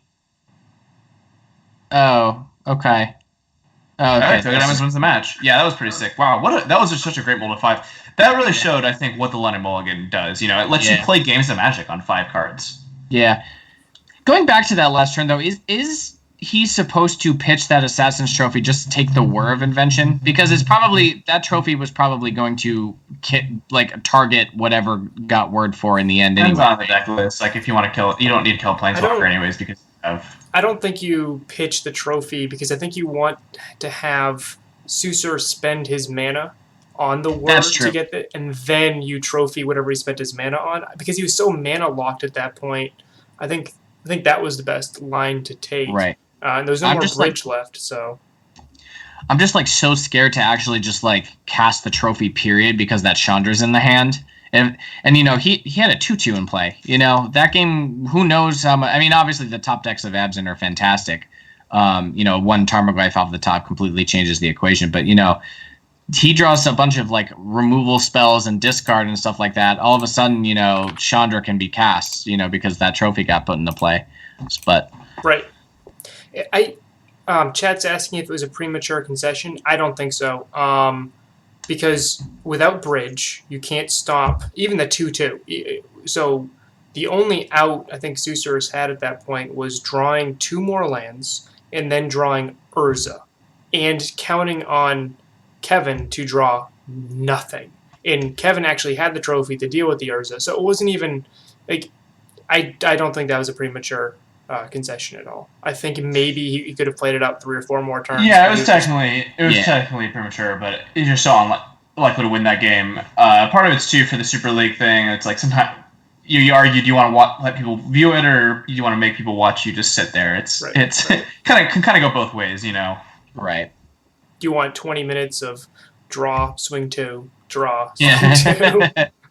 I mean, that's what you're setting up for when you play Prison, though, right? Because that's what you're trying to make your opponent do, right? Draw, go, draw, go, draw, go. or puzzle box draw. Yeah, I agree with not discarding the trophy because it can answer the planeswalkers and you want to make him spend mana and you just because you could certainly get punished with that line where if they draw again, this is a few turns down because Scissors is so mana locked. If you draw a welding jar and then you welding jar and get again, even what is he even going to get?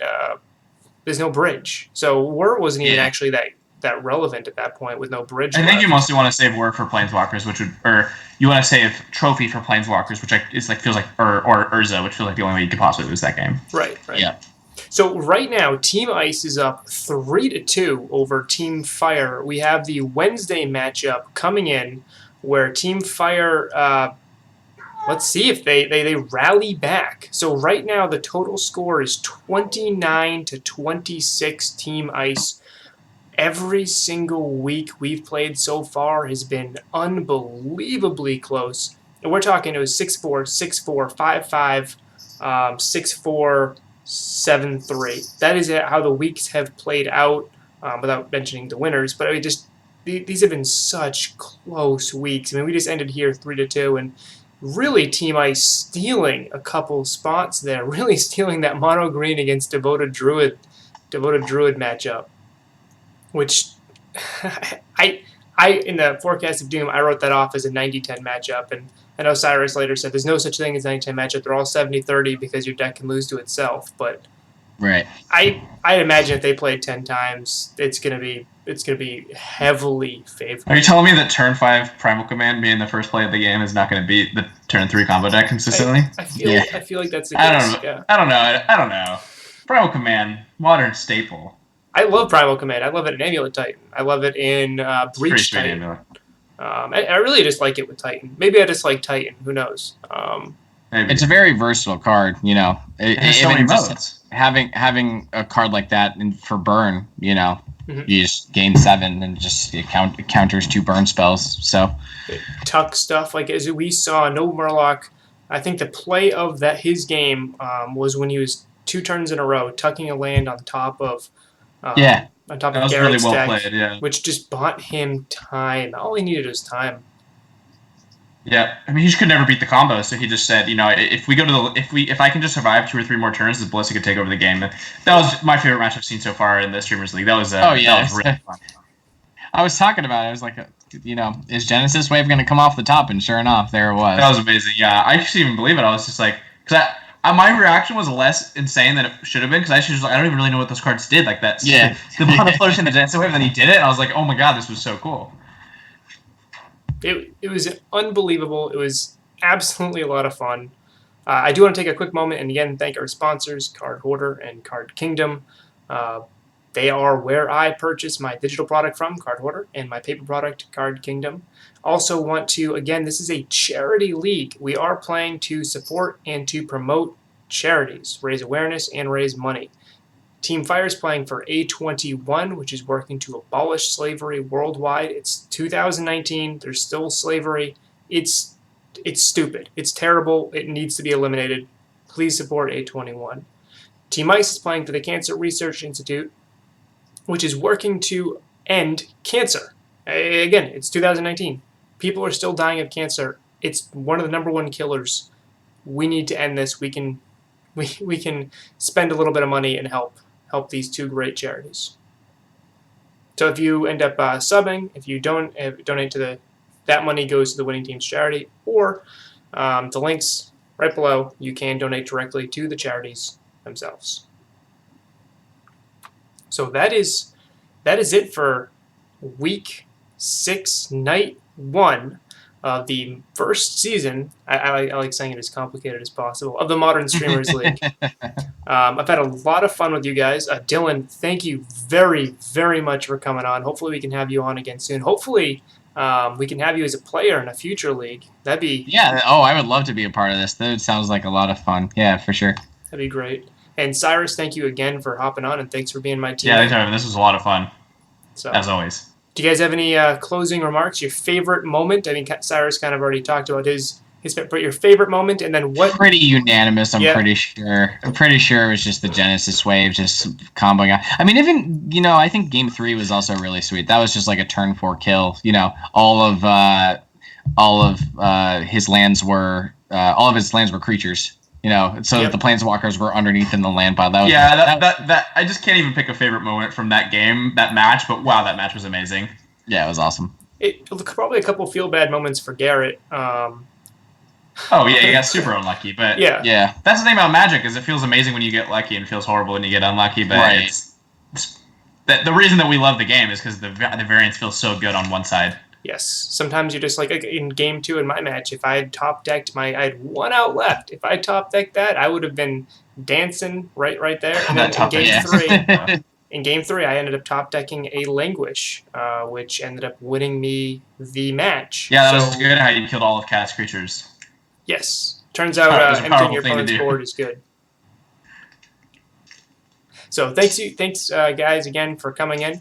Tune in Wednesday night at 8 p.m. We are going to have the Dive Down podcast, one of the members on, and we will also have RJ Benson on, where his match we played because it was postponed until Wednesday.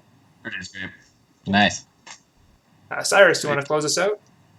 Yeah, well, thanks for tuning in, everyone, and I will see you all on Wednesday. All right. Have a good night. Take care, y'all.